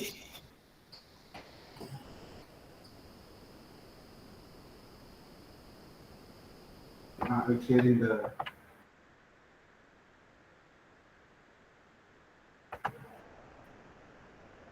So thank you everyone for joining. The feedback and attendance link for the session are shared in the chat box. Please fill it and then leave the session. We'll be looking forward to see you again tomorrow morning with our sessions that have been planned for tomorrow. We'll be hopefully starting as scheduled at about 9:30, and we'll be looking forward to see your presence tomorrow as well. Thank you for joining us today. Announce it tomorrow.